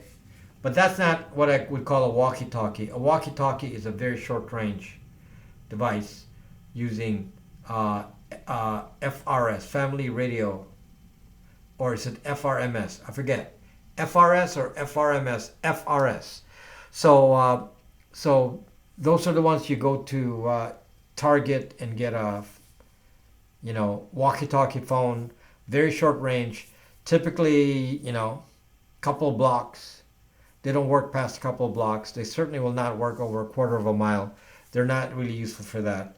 So if you're like let's say there's two of you and you want to make sure you can track each other in a protest, having VHF radios is not actually a bad idea, because you can definitely connect at a further range, and you're only using it not to talk to a group of people, but you can talk to your companion and use a private channel and say, oh yeah, I'm over at the northern corner, I'm going to go to you in the southern corner, I'll meet you over there. That kind of discussion is certainly fine on VHF. So if you don't want to be tracked, it's not a bad idea to start thinking about using ham radio, because those are in general not devices that are suitable for mass tracking.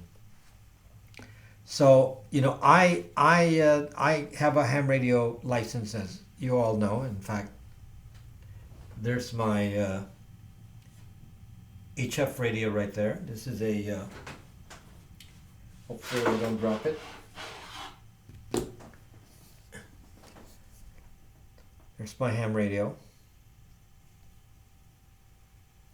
This is portable, and this can, in theory, reach the other side of the world.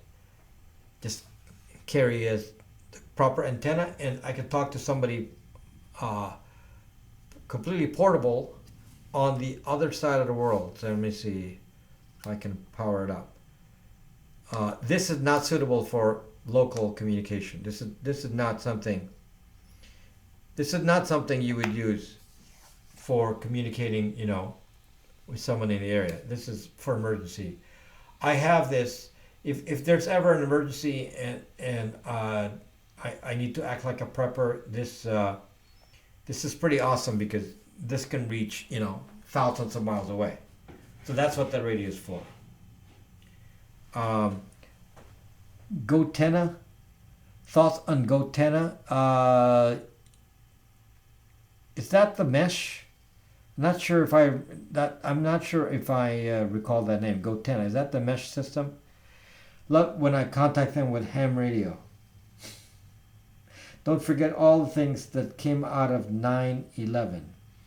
Can advanced walkie-talkies send some sort of text? Yes. Yes. Yes, fact. Correct. Yeah, they can. Also, you can do Morse code. And there are actually software. In fact, you can carry a Raspberry Pi and have your transmission sent in Morse code. You can type it out with a keyboard. It'll send in Morse code it'll send out a Morse code, and then you can have an automatic decoder at the other end to convert the Morse code back to text, and you do not have to know any Morse code. So you can use some common software like CW. What's the name of the app again? CW Get or something.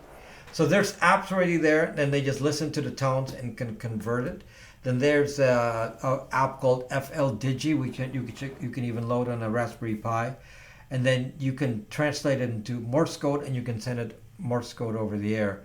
And so yes, Gotenna Mesh, is that the one where they ask people to do a mesh and then have a private network? Because that's great, although that's kind of expensive, if I remember right. What are they spraying in the skies? What the zuck are you talking about? Okay, so around Berkeley, they used to have a pirate radio station with a license, go for a few miles around. Yeah, the FCC can find that, obviously, and then they can go knock on your door and then give you a $100,000 fine. Could use Pine phone and Bluetooth to radio. By the way, with a Pine phone, it's Linux, right? So you can use, remember I told you about that app that can send Morse code? You can do that on a Pine phone.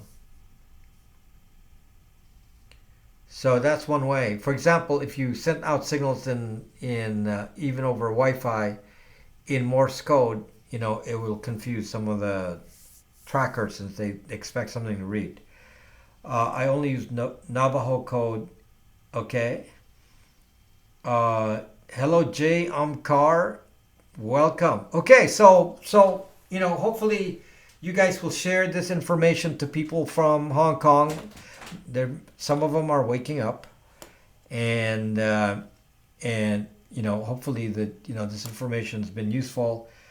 And again, for those of you in the U.S., I have these pre-installed, and if you want a phone, a safe phone that you can use even as a secondary phone, that you can take out with no tracking, transfer your SIM card to one of these, and at the moment I have two. Okay, so these phones I bought for $68. Then I add $99 of my time to install Ubuntu Touch on it, and so plus a little bit of shipping, and you can have one.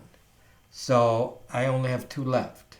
So if you understand how important it is for Hong Kong Protestor, you might actually realize how good that is for you as well. Can you tell me which one is safer phone, iPhones or Android? What did I just say, Jay Amkar, since you just arrived? None. No Android or iOS. I don't take this out of the house. Do not use Android or iOS at all if you can help it. If you're going to use it, keep it at home. Keep it at home. Use something else like a Linux phone. What you are not addressing is what carrier will accept your Ubuntu phone. Why do I need to address that? Here in the US, should work with everything. However, I use T-Mobile. These are SIM card based, so they tend to work better with AT&T and T-Mobile. Can we use your VPN on our Nexus 5? If so, you're going to make a video on how to set it up. I already have instructions there on setting it up. It's a little tedious, but the instructions for putting Bytes VPN on this is already on the Bytes VPN website. So there's instructions. If you have Bytes VPN already, quite a few steps. And some of you have me install it when you buy your Bytes VPN, your Nexus 5 phone. So if you want me to pre-install the VPN on the phone, and you have a Bytes VPN subscription, I can do it for you. Okay? So yes, I really want it, but I don't know if it will work with a carrier. What do you care what carrier you use? It's supposed to be a secondary phone. What do you care what carrier it is? If you want a cheap option, I'll put a link in the description for these kinds of phones, especially for secondary use. I recommend Ting.com. I'll put a link on the description. Ting is pretty cool because you can get away if the phone is hard to use, since it's only a secondary device. You can get away with as little as $10 a month. So as you use it, if you use it like a normal phone, you'll reach $30 a month, and that'll be with data and text and all that. But if you don't use it, it's $10 a month. So for something that you don't use, it goes down to $10 a month. The more you use it, then the more you reach, $30 a month. And if you have a lot of data, then you may get to $50 a month. But you see, it's up to you when you use it. It varies. It automatically configures to what you spent that month. It's not a plan. You don't specify any plan. It's based on use. So that's pretty cool. So and this works. Ting.com is actually T-Mobile. Okay, which is the best VPN provider?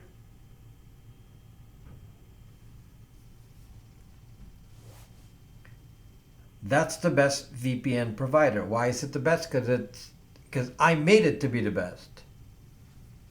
It is the best in so many different areas.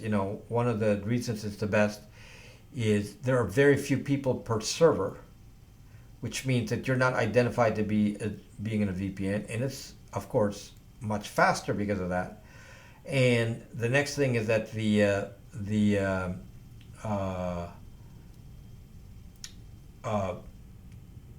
many companies that block VPNs don't know that it's a VPN.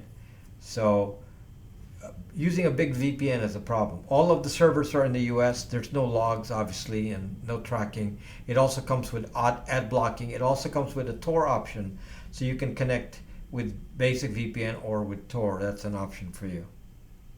Okay? So there's a shitty care called Freedom Pro that you can get free service for 29 minutes. Okay.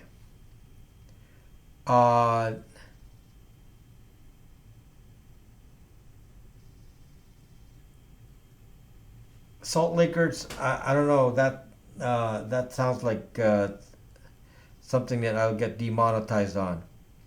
Okay, so Bytes VPN, in fact, I have users all over the world now, and it's kind of funny because I never intended it for use outside of the US, and yet it's being used in Australia. There's several of you in Australia using it, in the UK and in the EU. And How much does your VPN cost per month or per year? My VPN is $89 per year for six simultaneous devices. And if you're using one of these devices, which is a Wi-Fi router for me, it's Brax Wi-Fi VPN router, this only counts as one device. Even if 50 of you access it through this one router, it counts only as one device. Okay? So this also comes with Tor. I have videos on Tor. If you're not, double J, if you're not familiar with Tor, watch my Tor videos. Israel took over start page and now PIA. At the Pentagon, which is it unlimited VP? Yes, it's unlimited. Yeah. It's unlimited for the year. It's not unlimited forever, but for the year it's unlimited. Unlimited traffic for up to 6 simultaneous users. Does a VPN matter if you mostly just YouTube and email? Oh gosh. You just said the magic word. Email. Yes. Yes, the VPN is critical, especially in email.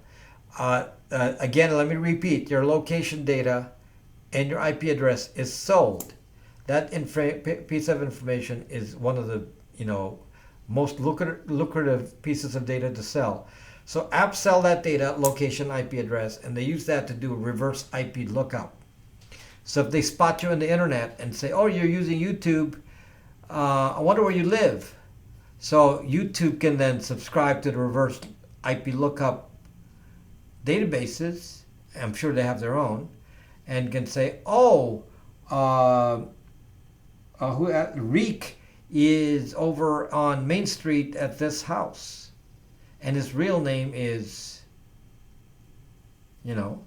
Reek Johnson. So no, you don't want that, because anyone can get that information about you, not just the site that you went to, but any place can actually know where you are, where you've been, where you go, anywhere.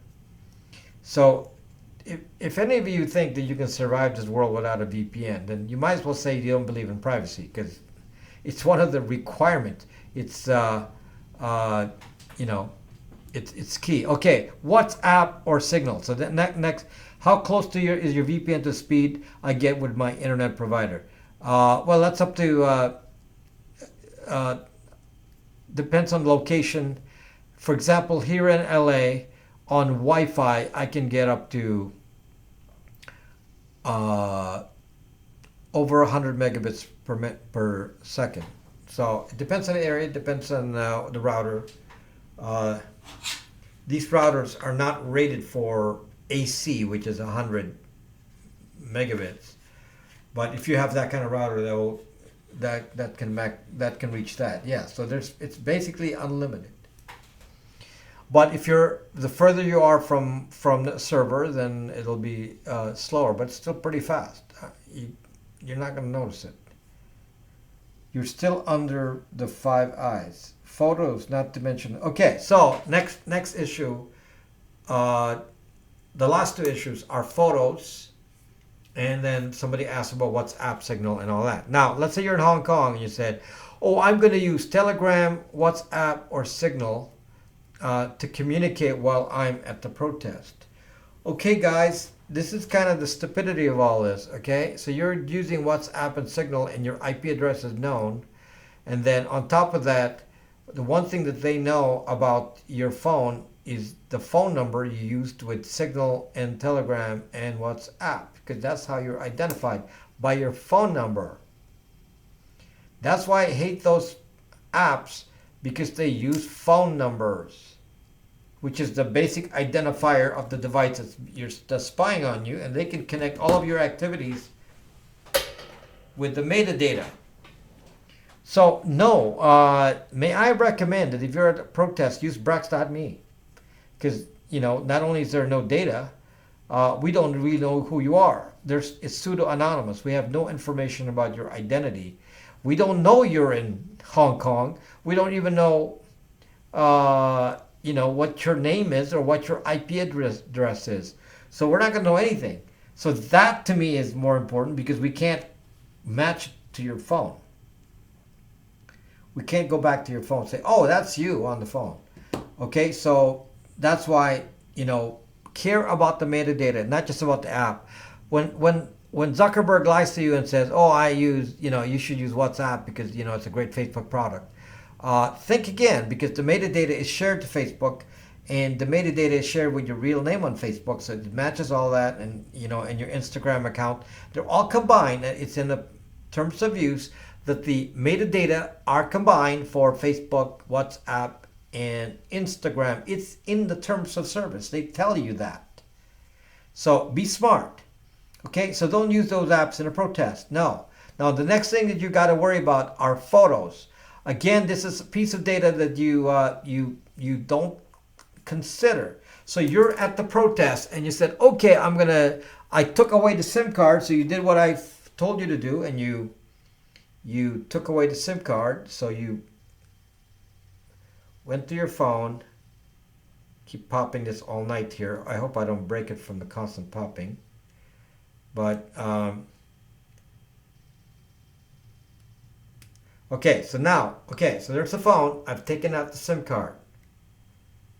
Okay, so now, of course, they can't do the stingray tracking and all that. And then what do you do next? Oh, I'm going to take pictures. So I'm going to take pictures of the protest. So you go to your camera app, and even this Nexus 5 has one. So I go to camera, and and I start taking pictures. So so there it is. So there's the camera app, and I start snapping. Okay, now then what I do, because I didn't listen to this Rob Braxman guy on YouTube, so I didn't pay attention to him. What do I do next? Oh, I upload the pictures to Facebook later on today. So after the protest, I go and say I take pictures and I post it into Facebook, and then your metadata, including the exact locations, are on the photo. So somebody then at Facebook knows, oh, these photos were off the protest. And we also know which specific device was there because of the IMEI and all the other information that was in the metadata that's part of the phone. So the photos are also included. So be careful with that. If you want to take photos at a protest, make sure locations are off. Does it come with any warranty? Hell no. It's a used phone. What warranty? It's a used phone. Will your Ubuntu Touch phone work in the UK? It requires a different version, I believe. Not the ones I have. No, I don't think these will work in the UK. This works in quite a few countries, though. I think the UK has a different, probably the international version. These are used phones. They don't come with any warranty. It's a used phone. Do you get all the functionality of a normal phone? Well, if you're saying, does it work like an iPhone? Hell no. Does it work like an Android? No. Can you make calls and texts and such? Yes. Can you use apps? Yes. Let me just tell you what I can do on this phone. Okay, so on my app list in here, let me see if I can can I show that? There. Okay, there's the Braxme app. What other apps are there? There's the browser, so you can pop the browser in there. Calculator, calendar, cloud music, free music, right there. That's actually pretty cool. That to me is a killer app on this because I have access to all music for free without paying Spotify or anyone else. Let's see, Google Mail, Gallery, that's your photos, Google Maps, Media Player, Music. I can transfer all my music here pretty easily. These are just the ones I preloaded on here. PayPal, uh, some editors, Twitter, UNAV, that's a navigation for Ubuntu Touch. There's a Kindle app. There's Kindle here, but it doesn't really work too well. There's YouTube. You can load Instagram, Facebook, web app. Yeah, so now it's not like, like a native app. It's a web app. So you're going to the web app version of it, kind of like using your browser. If you want to know what a web app looks like, run those same apps from your browser on an iPhone or Android. That's the experience. Okay? Is it able to give you the data? Yes. Is it as smooth and as fast moving as a real native app? No, of course not. But I don't care. I can still have my normal phone. This is understanding, what your objective is, which is not to be tracked. So this worked fine. Now, what are the limitations of this at the moment? The only major limitations of this phone for me is that it doesn't have call Bluetooth as of today, but somebody said they're fixing that. Where can I get the UK? eBay. eBay. Look for Nexus 5 from the UK. So buy from somebody local, then it works there. It's probably the international version of this. This one can work in the UK, but I believe there's some limited LTEs. So the other one may be better for EU. So there's an EU version. This one I found out works. The same one that's in the US works in India, New Zealand, Australia. The same model works. So those are the people that asked me, and I checked it out. So India. I believe Hong Kong uses the international version. That's the same one they use in the UK. This will not work in Hong Kong. This version, this is this model is called a D821, Nexus 5 D821, and that does not work in Hong Kong. I believe they use a international version. What can you get? No, you cannot get WhatsApp on this, and I already told you why I wouldn't use WhatsApp.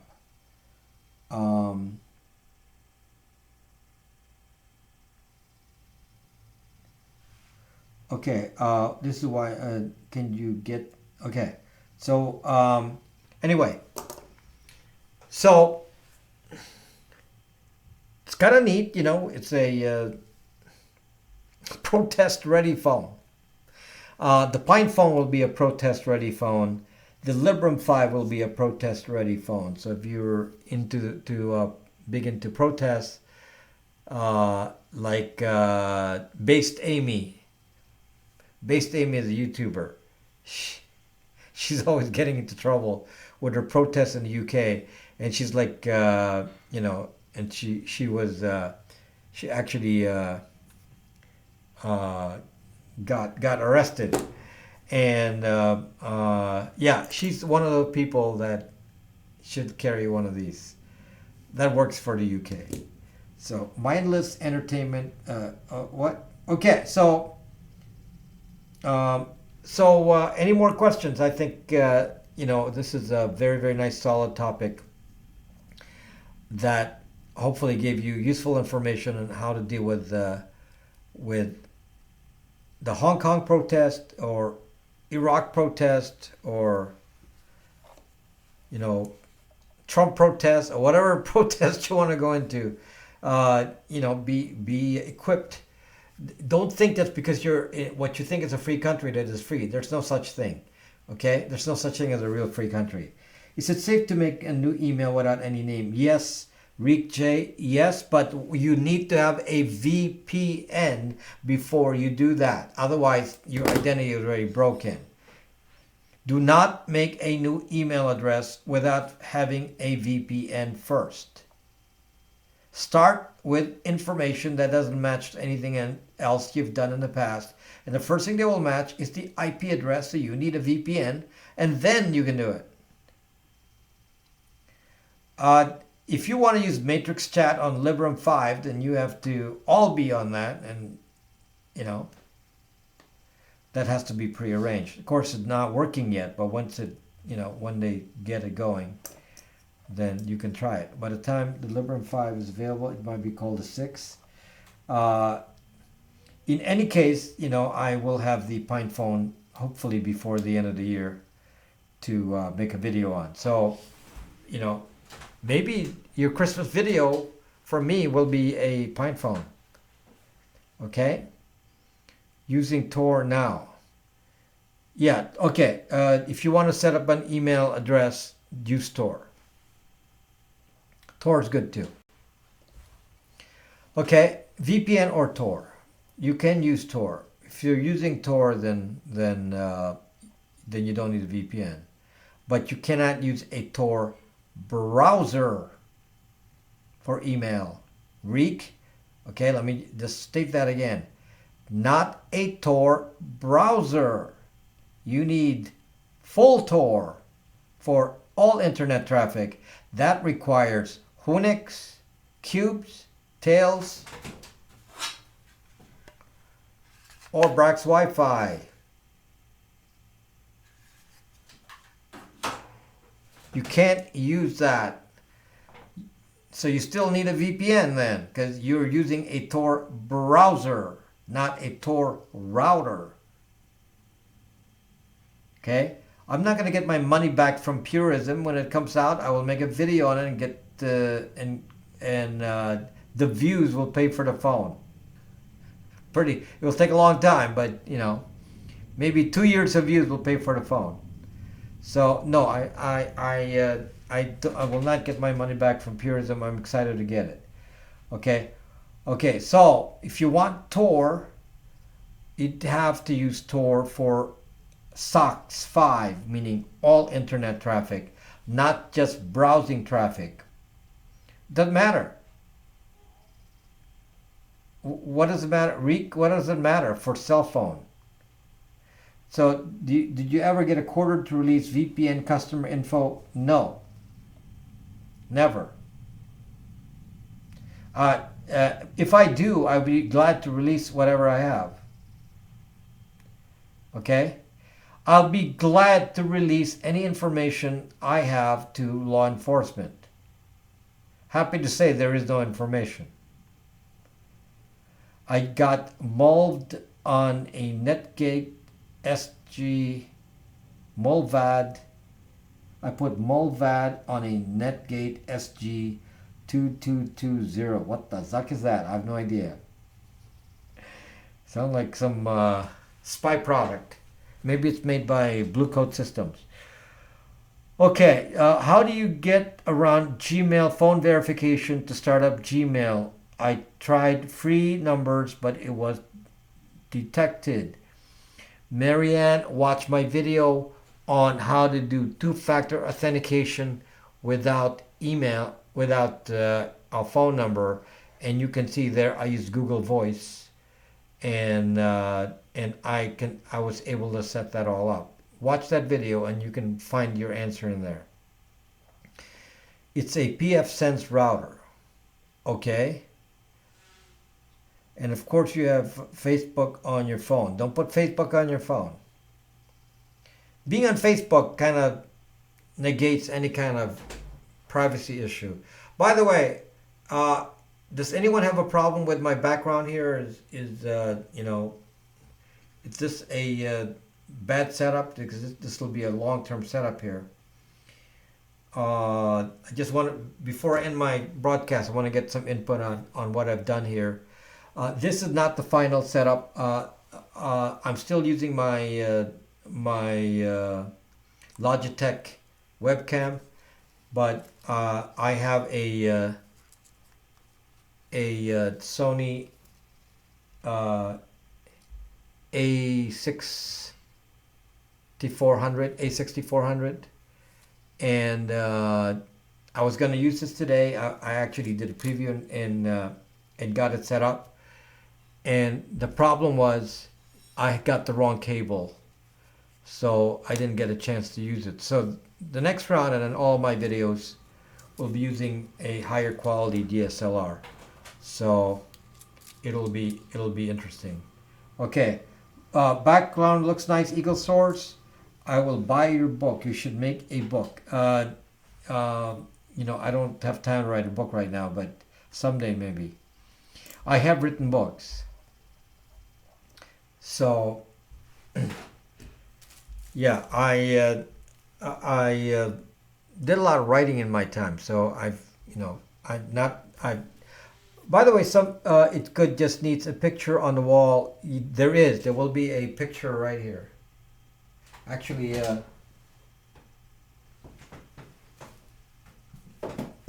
yeah, I even got the frames ready. Yeah, it's something gonna go in there. Okay, a couple of these. So, way ahead of you. But yeah, so we're gonna get those. And so where do you find your books? I'm not going to tell you where to find my books, but I'm, you know, I've written a lot of stuff over the years, especially related to technology. So I used to, I used to write all the time, and it goes into PC Week, PC Magazine, PC this, PC that. Am I a sailor? Isn't that obvious? Here. This kind of fell here, sorry. My prop fell. But, yeah, there. Doesn't that look nautical?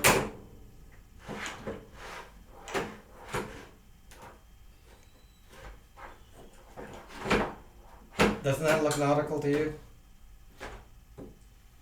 There. Of course, you can see this.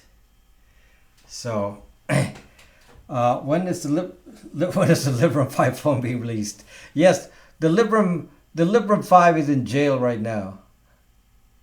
Yeah, the Librem 5 is in jail. So, it should have been released long ago. Okay. Noise, yes, because I dropped it. Fat thumbs, yeah, which is where is it? No, okay, so I'm not going to get my Librem 5 till April. So for me personally, it'll be April before I get it. So hopefully, which is better phone for Ubuntu Touch, OnePlus One or Nexus 5?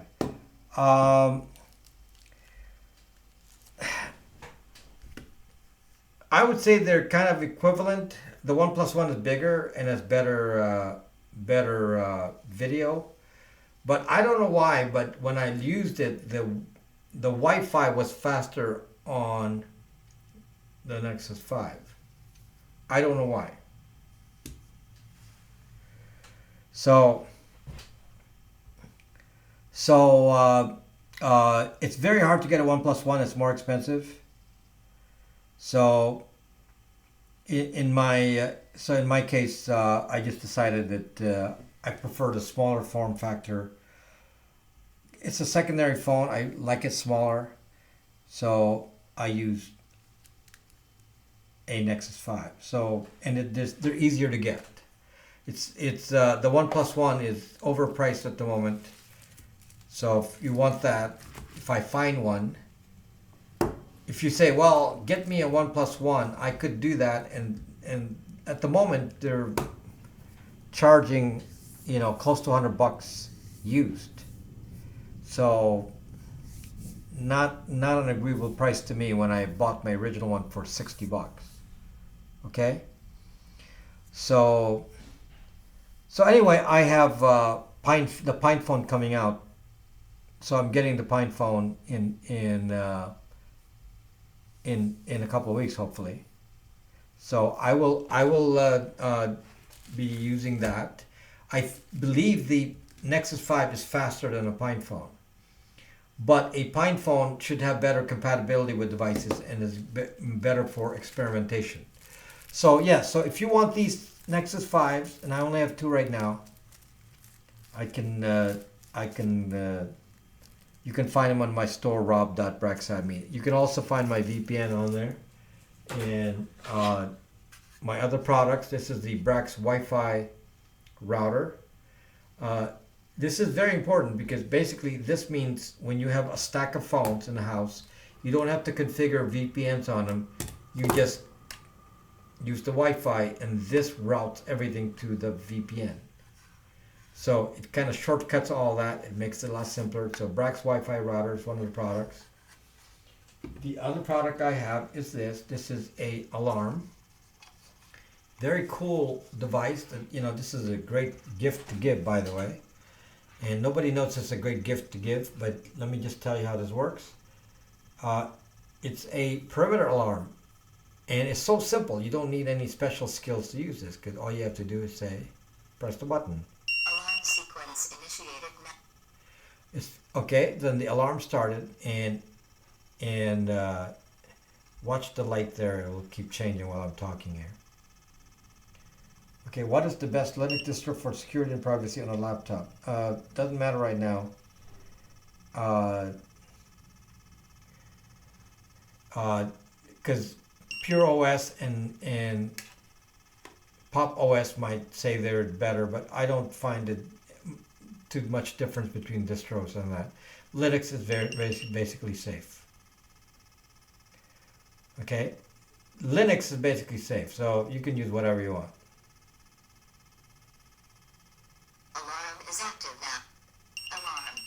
Police alert. I couldn't keep it steady, so it was shaking. Okay, it alarmed because I had it. I can't keep it steady. But if I set it down, which I can't because the camera doesn't point down. So I'll keep it here. Alarm sequence initiated. Okay.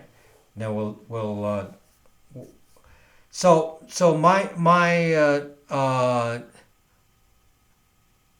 oh. Actually, sorry. Of course, there's a best Linux for security, and that is Cubes. The number one best usable Linux for average people is Cubes. If you can get that to install, Cubes.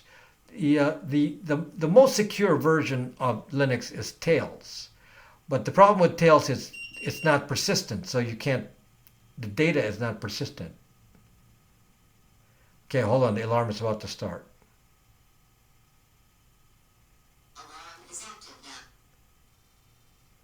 Okay, if I move, the alarm's going to fire. Alarm.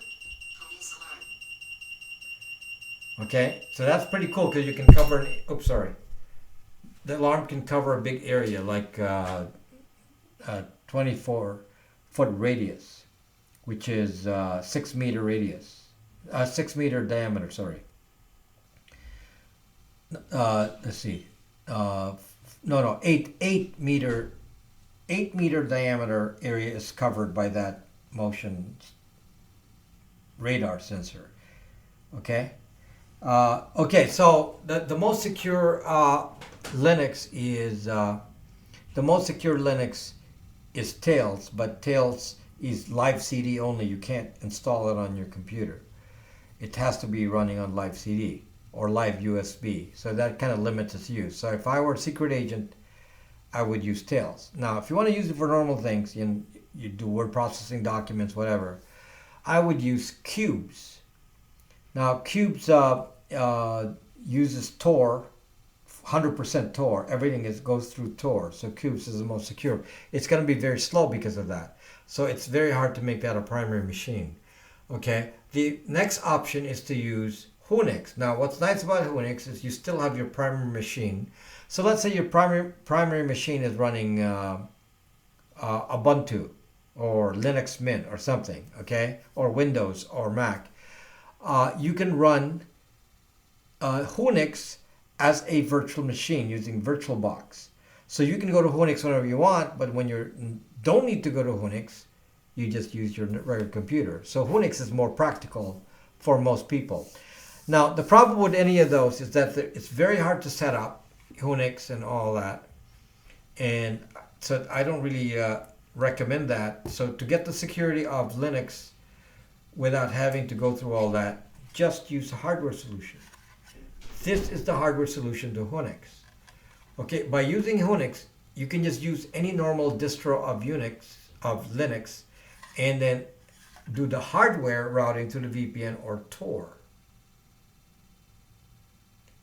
And then there's nothing set up. Nothing to set up. You make this your Wi-Fi, you connect to it, and that's it. All devices will connect. Because the assumption you have when setting up your best distro for Linux that's most secure is it doesn't work on your phone, and then your phone gets exposed. So the only practical real use case is to leave your phone to a normal operating system used for normal use, such as Linux Mint, Ubuntu, Manjaro,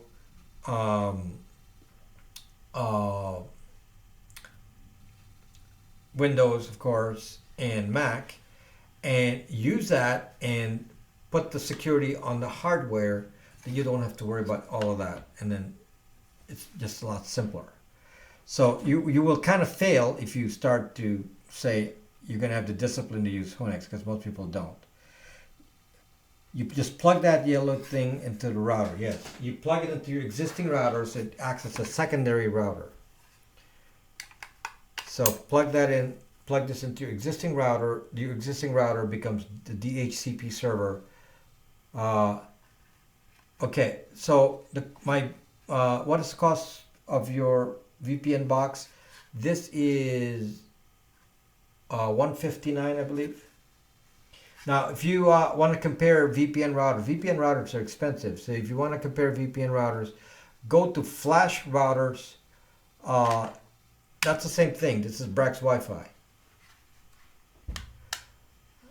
which has VPN or Tor. It's all part of it. The Brax, what was the question? I lost track of the question. Anyway, so go to flashrouters.com to see the price of VPN routers. VPN routers are typically $300 to $600. Yes, of course, they'll work in the UK. But if you're going to use this in the UK, buy the software only. Don't buy the hardware. The hardware is just a Raspberry Pi. If you're in the UK, just buy the software. There is just an SD card right here. Okay, $90. Buy your Raspberry Pi in the UK. Just buy that. I'll put this in the mail, just like that. Or you can download it too. So that's it. Just put in, buy your own Raspberry Pi in a different country. If you're not in the US, just buy your own Raspberry Pi. So we save all the customs and shipping and duties and all that. There's the cost of shipping the chip around the world is $1.15, so it's free. I'm not going to charge you shipping for this SD card. You could just configure VPN on DWT or pfSense. Yeah, you can do that. That's what flashrouters.com does. They configure for you and they charge you money to do it. Well,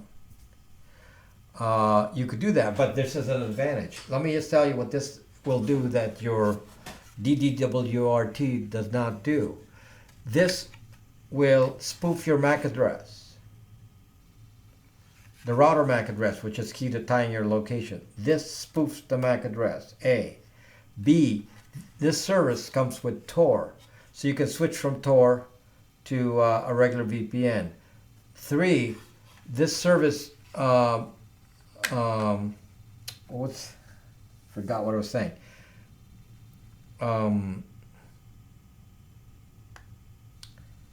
What was I saying?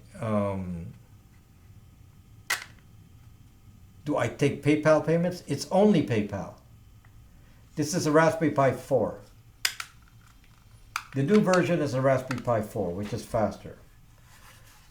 Next, it has ad blocking. Ad blocking is included. So you don't have to set up an ad blocking server. This does the ad blocking for you.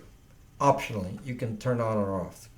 Okay, so this is all set. Everything is included with the service. Now, obviously, you need a VPN subscription to use this.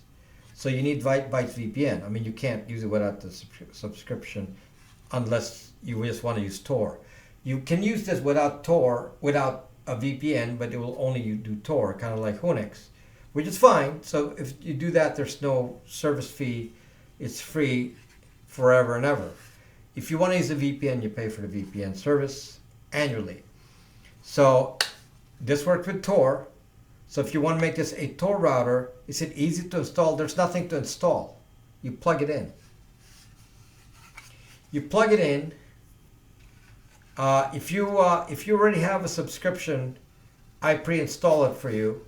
If you do not have a subscription, you want to do it later, then you have to go into the web interface and put in your credentials for your VPN. Otherwise, it's just you use your browser. It's pretty simple. There's a manual for it. A lot of people already have this, so this is a very common now among my followers. Many people here. This is probably the best solution that I've ever come up with, and I don't think you'll find an equivalent solution to this. This is pretty cool. So for the sophisticated person, this is the gift for you and your family for the holidays. This is an excellent gift. Now, since I have to care about the security overall. Let me try and find out where it is now. Here.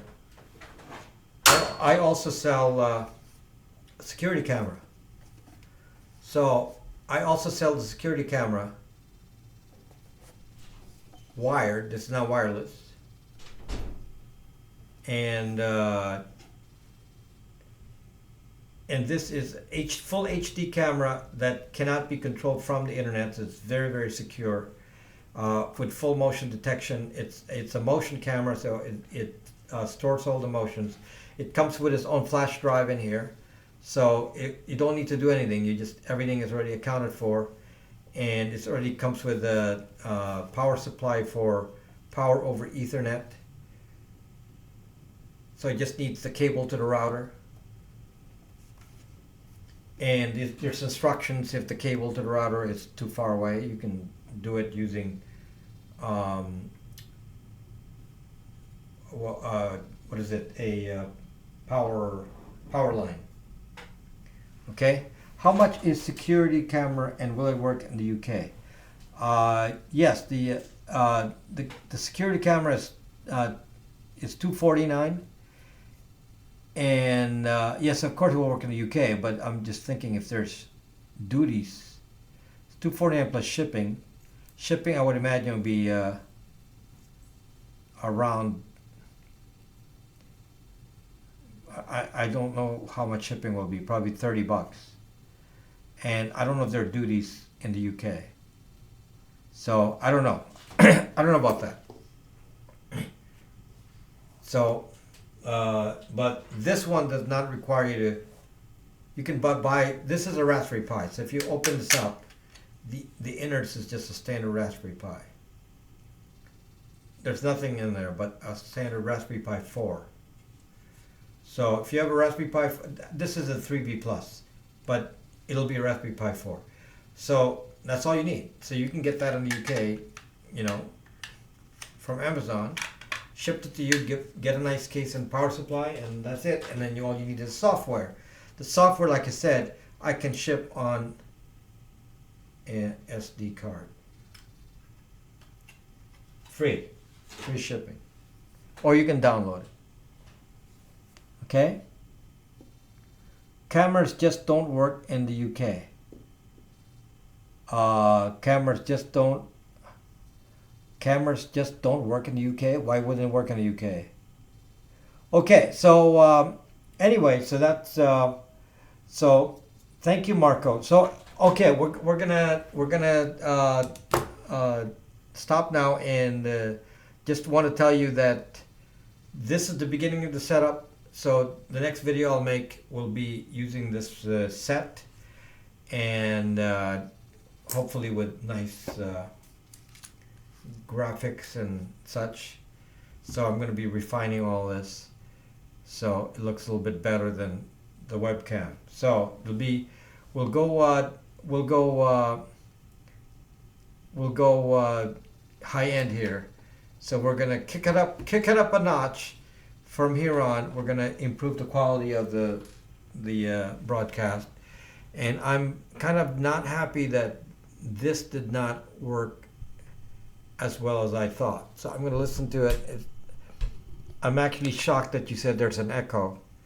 So I have to do something to get rid of the echo. So we'll have to work on that.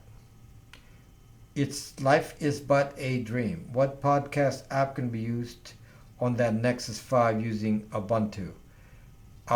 Don't know. I'm sure there's something you can use because, I mean, you can go to any website, right?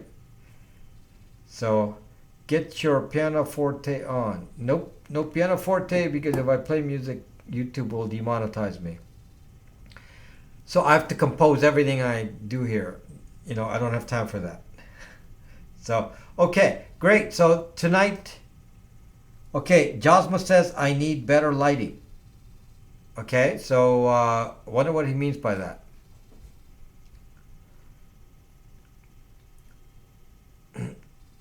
What do you mean by, what do you want the lighting? I just wanted to get your opinion. So what do you mean by better lighting? If you want to make it brighter, that's not going to happen. So that's not the point. The point is to create more of a cinematic feel. Okay, so but without the right camera, it's not working. So my camera is not suited for this kind of lighting. So it doesn't have the resolution for it. Okay, so time to say goodnight. Good night, Double J. Good night, everyone. And I will see you in a video sometime in the middle of the week. And go join Brax Me and talk to us there. Okay, bye-bye.